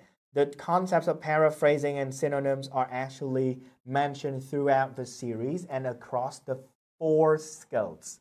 So if you want to work on paraphrasing and synonyms, My IELTS would be your to-go materials. I think in book 1A, you already get introduced to paraphrasing and synonyms already. Now even in 2A, which is 2 books away from the first one, you get to expose to the idea over and over again. It's something, you know what it's called? It's called a spiral syllabus. A spiral syllabus is when you revisit the same thing over and over again, but at different levels. Okay? So it's actually embed a lot of methodological aspects into the material right here. Right. In the next stage, you get to teach your students comparison structure. This one is more like when you reintroduce the idea because you already get the things about comparison, superlative already previously in the first book, and then you also try to work on this one, and then you have a sample. I think in writing task 2, I actually did a gap fill activity already. But here you can also you can also add some analyzing elements into this. So we're very great. Okay, so after you have this, you can use the workbook and let the students interpret another topic, and then they can start producing their own writing, just like I did with writing task 2. And that finishes the writing part. Okay, so the stages would include introducing the exam tips and strategies. We analyze the requirement and the graph, and then we write the introduction, and then we write the body paragraphs through language teaching. Okay, very simple way.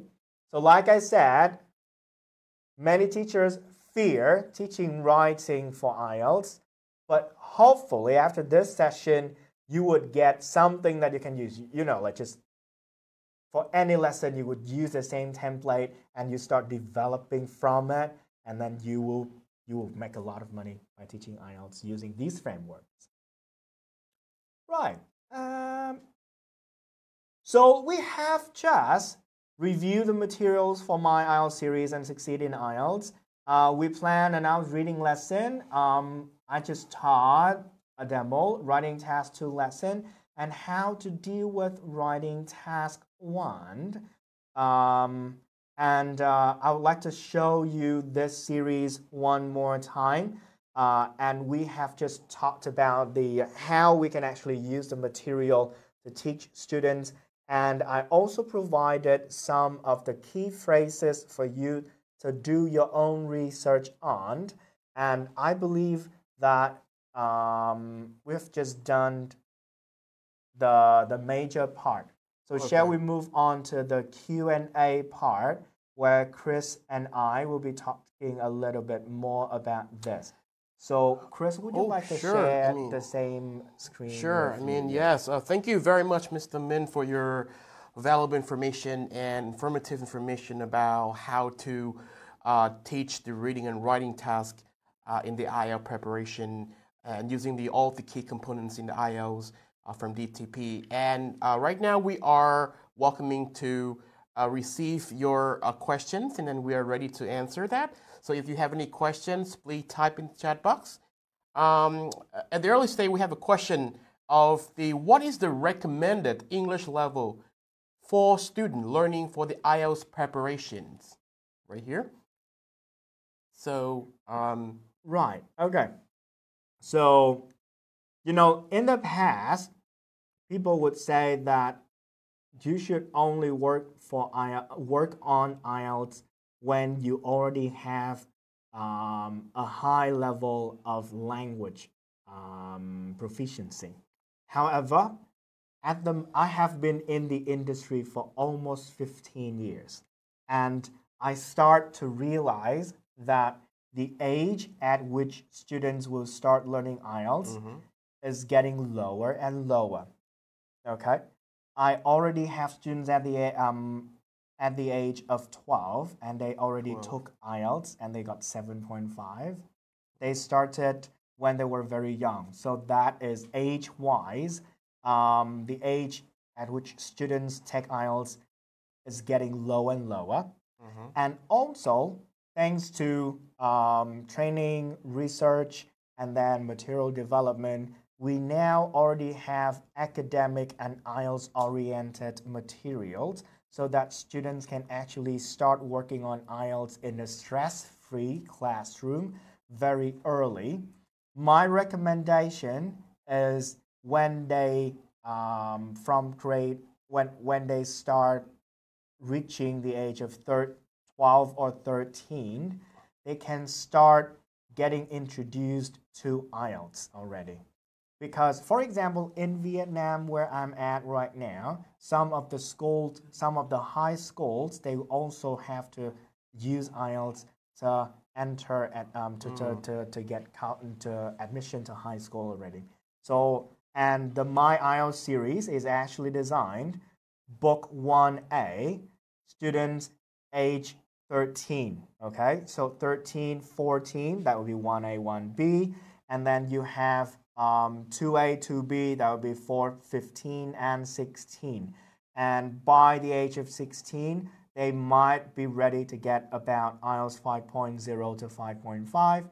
And it might take from there, they can go to band 6.5 and 7.5, and they have about 2 to 3 years to merge that one. Sorry, can I just show you this one? If you take a look at this map, you can see that there will be a bigger gap right here.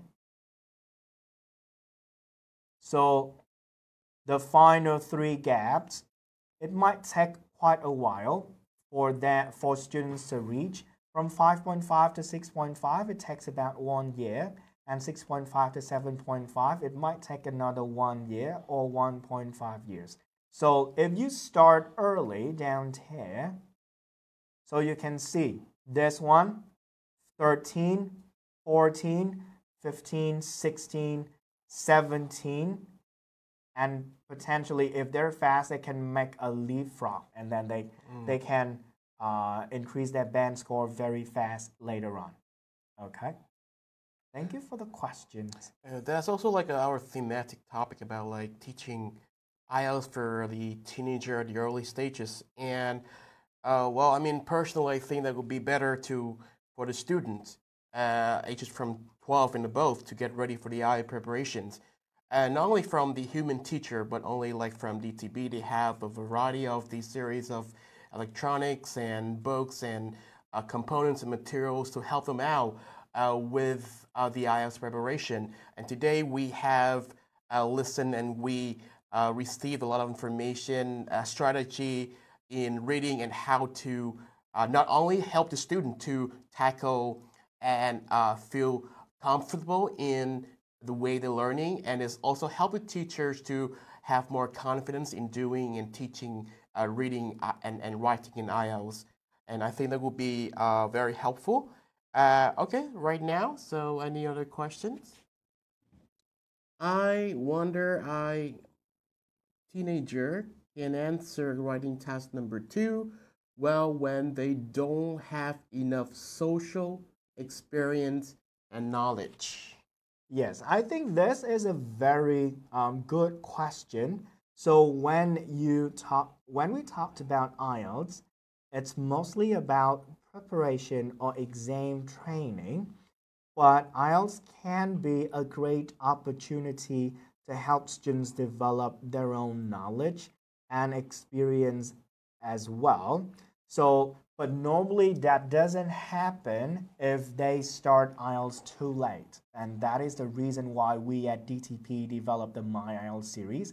So technically one book can be taught in approximately 90 hours. And if you spread 90 hours into a whole year, you would have plenty of time to scaffold. So one of the teachers actually asked if the students don't have social experience and knowledge, so we might want to have a scaffold part where you can, for example, show the students some video about the topic that they are required to write. So you would feed them knowledge, you would let them read some article, you let them do some presentation, because these activities not only benefit the writing task 2, but that also benefit the speaking part 3, as well as the reading and listening skills at the same time. We have the idea of an integrated lesson, and if you can integrate everything into one, you can actually develop a stress-free IELTS exam, and actually low stake as well. There's no risk involved and no pressure involved.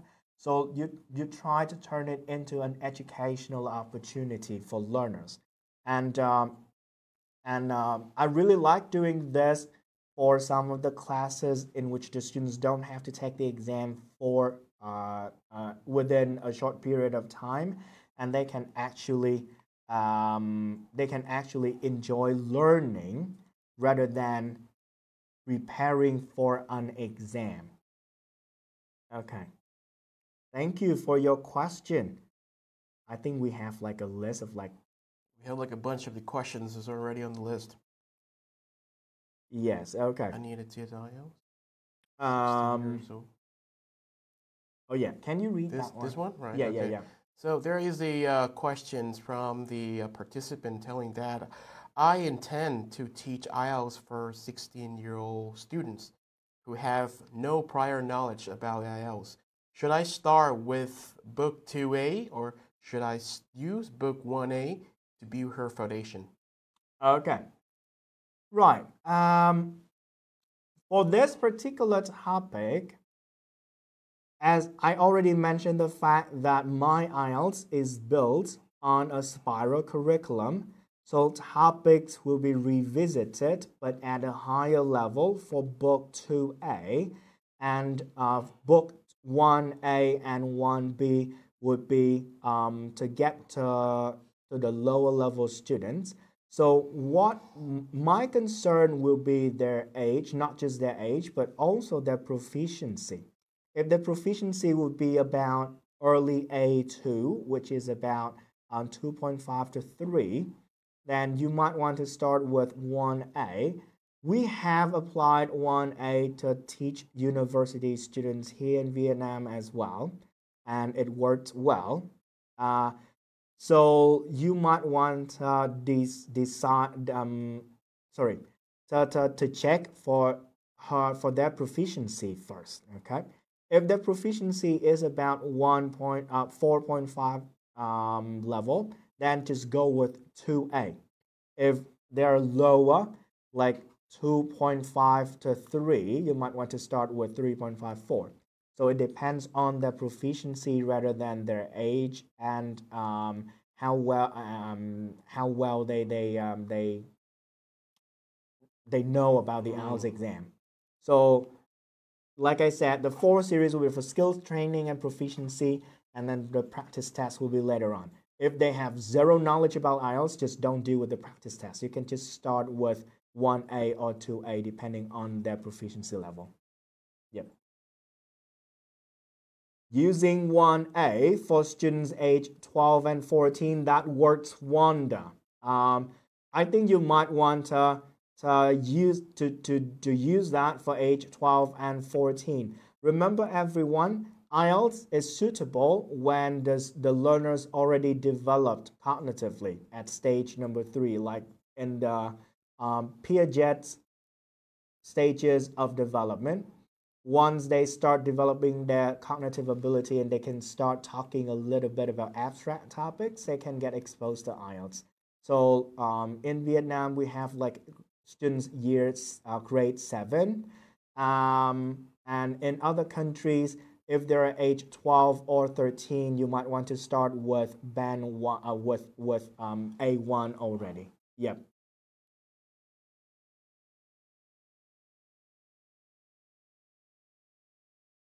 So some of you guys actually say you want to take a look at the book to see the contents inside before deciding to buy and use. So there are actually sample chapters on our website.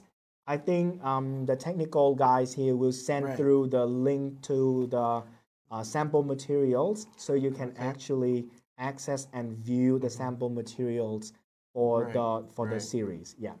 Like I said earlier, the electronic certificate together with sample materials will be sent to you by our technical guys, and you will be receiving it shortly with your electronic certificate.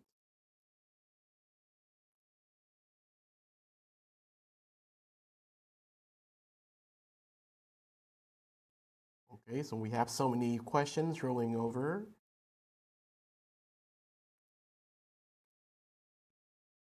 Someone actually asked, is it possible, let me just answer this question live. Can adults also join IELTS like the age 40 years old? Yes, it's possible. And the oldest student I had was 60 years old. So 60-year-olds, they might want to learn IELTS so they can actually study abroad and they migrate to another country as well. So IELTS is actually for everyone as long as you have the need to use IELTS. For example, for college admission or for migration, it's for everyone. Is it required that before English students be admitted to IELTS courses, they must have built up advanced vocabulary and grammar first? So the first thing is no IELTS and like a usable IELTS certificate will be about band 6.5, and band 6.5 is the end of B2 in CEFR framework. So you don't really need to have advanced vocabulary. And you know, my experience with the exam is usually you only need vocabulary of 1 level below so that you can achieve 1 level above.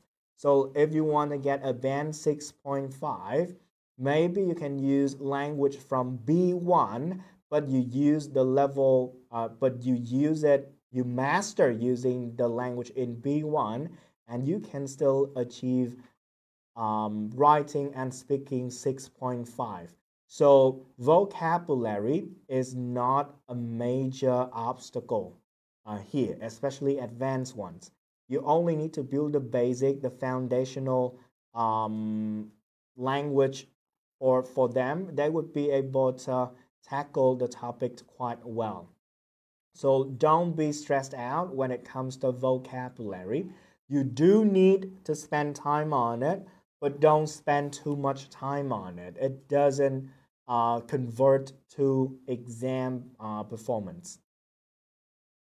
Which CFR level should a student be before they should be admitted to IELTS course? I would say A2 at the moment. B1 will be IELTS 4.0 and A2 will be 2.5 to 3.5. So you might want to start as low as 2.5 or A2. That will be possible with My IELTS.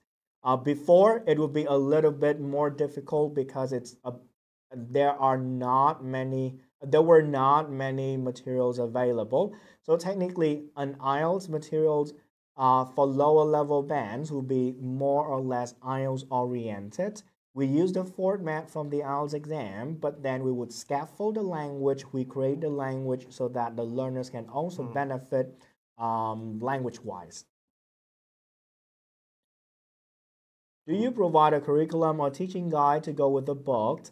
I believe that there will be a curriculum. So once you use the book, and if you contact DTP can actually provide you with a breakdown of the lessons, like how many hours should be spent on a book, and then for each unit, what do you do with the how much time you should spend on that one as well.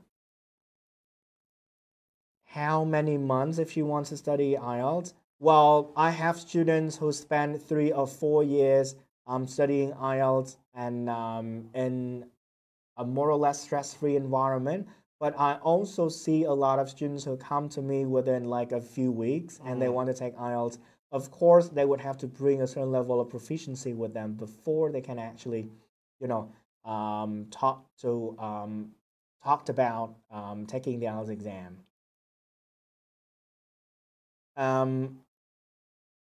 I have another teacher who has a question regarding accent in teaching.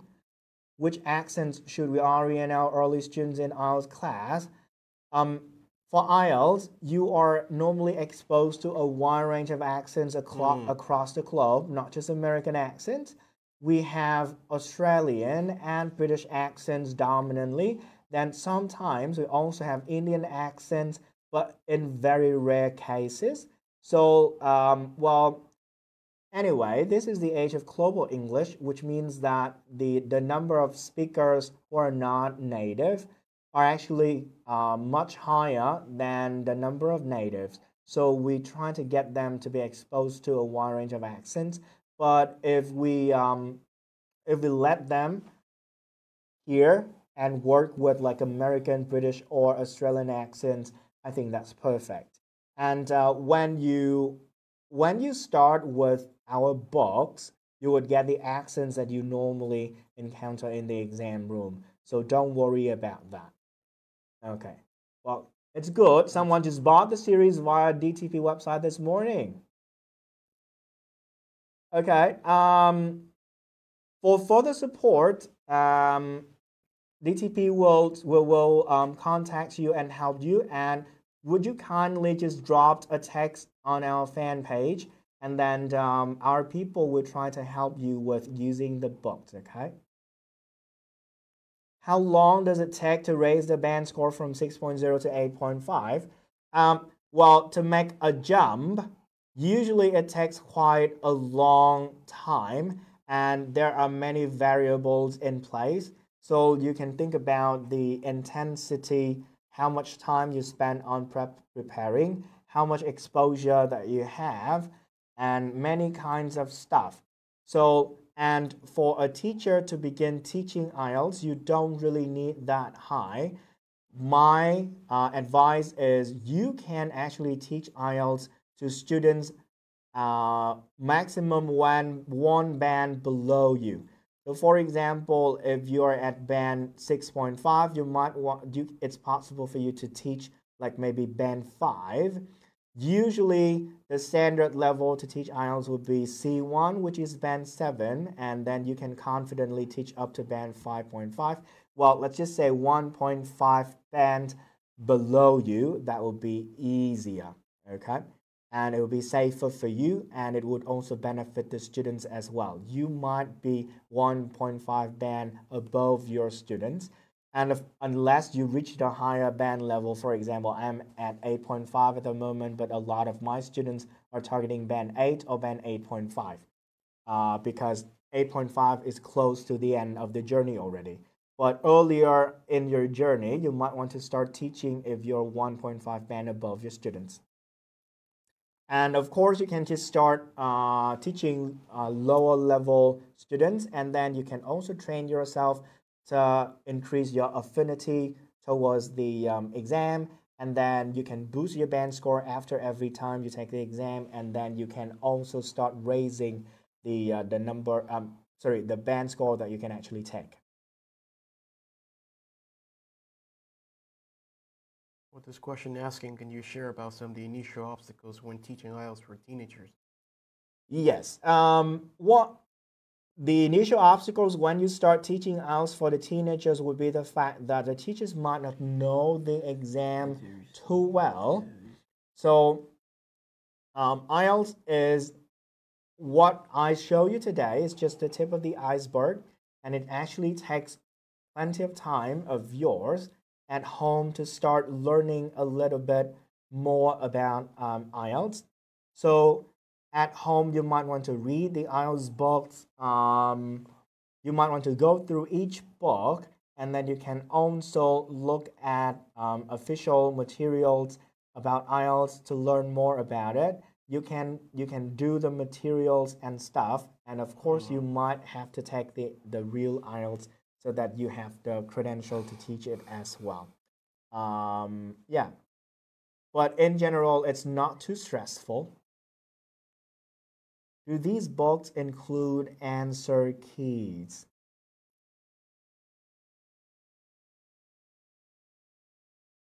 So our people will respond to the practical aspects about the book. I'll try to answer some of the things related to teaching and academic part. If you want to receive the sample resources from the online books, so you can just leave us your email, and our organizer will be contacting you shortly.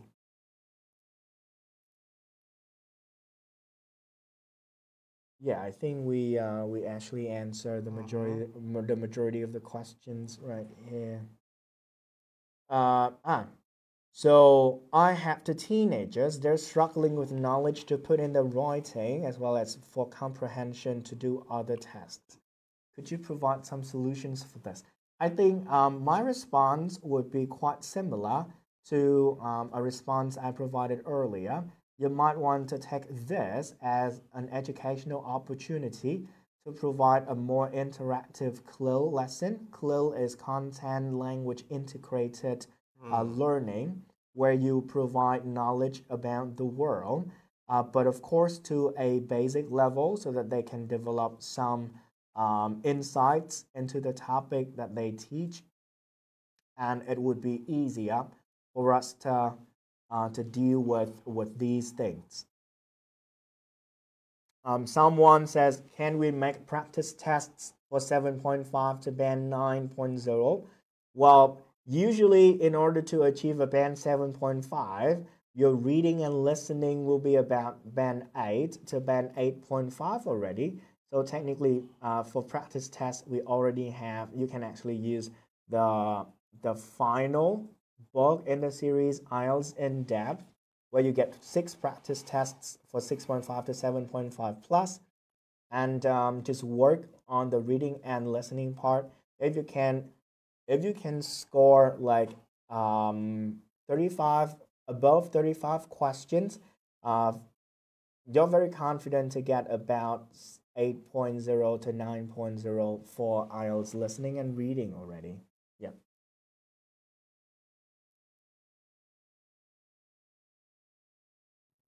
All right, so someone asked about speaking. I didn't have enough time to talk about speaking today, but for IELTS speaking, it is not really a nightmare for teacher you can actually use very simple teaching techniques such as for speaking part 1, in which the students will answer Q&A question like an interview. You can go and ask, you can let them roam around the room, talk to their friends, collect answers, and later on you might want to ask them to report the answers to you, where you can actually provide feedback. And similarly, speaking is all about organizing an activity, creating opportunities for students to speak and talk to improve fluency, and teacher make notes of their errors and provide a delay correction section where we focus more on their language, as well as focus more on reformulating the language, where you provide extra language for them. So I just want to answer another question. Another person asked a similar question above, but I think it's worth mentioning again. What is the recommended English level for students learning for the IELTS preparation? At the moment, if you apply the My IELTS series, it's possible to teach IELTS when students are at A2 level. So that will be pre-intermediate. So they can start as early as pre-intermediate, and they can start as early as age 12 or 13. I would say 13 on average, but some children they have a knack for learning language. They might want to start earlier. That's as well. How long does it take to complete a band journey book? Well, it also depends on the way that you expand the book and how much time you have. But the book is actually designed for a maximum 90 hours of work. You also have the book, and you also have the online component going along with the book as well. So you have plenty of practice. If your students need help with vocabulary, so you might have to spend extended time on that particular part. But if you if you're doing one-to-one tutoring, you might want to spend less time on completing one level.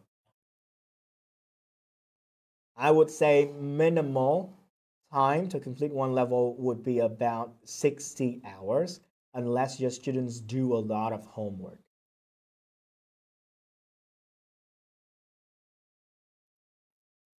Okay, before doing the gap fill activity, should we elicit word forms for vocabulary so students can use vocabulary appropriately? Yes, definitely. This is a stage that you might want to do in the exam, in your real classroom, because this is just a demo, and I believe that I left a lot of gaps in which you will have to fill with your own teaching techniques. Like, you have to do pronunciation with them if need be. You will also have to work on the word form. You also have to, for example, provide them extra control practice if need be. So don't take it as a role model, but it's more like a source of inspiration in which you can actually merge and integrate your own teaching practice into the framework that I introduced to you today. In the reading test, are the questions presented in the same order as the information in the text? Not necessarily. There will be in the book. We also highlight some of the question types that will be in order, but some question types they appear in a random order. Right. How can I help my students think critically, especially with speaking and writing, since it's very hard for them to come up with good ideas? Very good. Very good question. The first thing that you might want to do is you will have to give them some ideas first. Okay? So you can actually use the guided discovery technique that I introduced today. so they can actually make decisions on the ideas that you mentioned or the ideas that haven't been mentioned in the text but then would be usable later on, and then you can actually help them to decide which one is better and why. Okay, and do let them read a little bit more, and when they read, you ask them to analyze. When we come up with ideas, it's the idea production. Before idea production, it needs idea processing and idea input. So you provide input and you train them in processing the ideas. They will give you wonderful ideas. Your students are 14 years old. What books are suitable at first? Like I said, for 14-year-old, it's possible for you to start at A2 already, 2A already. So it means that you might want to teach A1, 1A, 1B, 2A, depending on the level. So if so you test their ability. If they are at A2, start with My IELTS Book 1A. If they are at B1, start with Book 2A. Okay. I said 60 hours of guided instruction in class if they, what did I say? Unless they don't do a lot of homework at home. I mean, unless they do a lot of homework at home. So it means that if they do a lot of homework and then you assign homework from the course book and the workbook, you can actually accelerate. Yeah. So if you assign them homework for reading and listening, you only instruct them 1 or 2 questions and then you leave them at home, then you can actually finish the book. I would say less than 60 hours of guided instruction, but normally it would not be that possible. For each book, you will have 5 big units, and in each unit, you will have 4 skills instruction, including for writing, you will have writing part 1, task 1 and task 2 as well. So for each of that, it might take a while to finish. Thank you. I think I've answered plenty of questions regarding that. If you need further questions, just contact DTP Shop, and then we're very happy to provide you with an answer and support as well. Okay. Okay. I'm sharing my part. Okay, everybody. So that brings us to the end of this morning online webinar on how to teach IELTS to teenager at the early stages, the why, what, and how. So I hope that it will bring you a lot of better or informative information to help you out with your teaching career and to your student developmental stage. And before we leave the session, so I would like to ask for your feedback by scanning the QR code on the screen. So in the QR code, it has information about their feedback for today.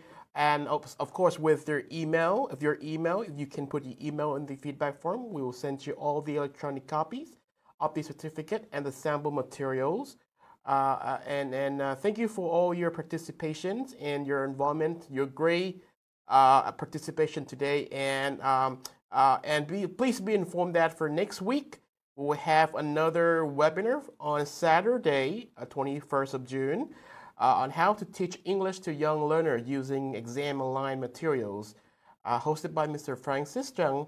And I hope everyone will participate and enjoy the webinar next Saturday morning. Okay, once again, thank you very much for your all participation today, and I wish you to continue your teaching career and have a lovely weekend.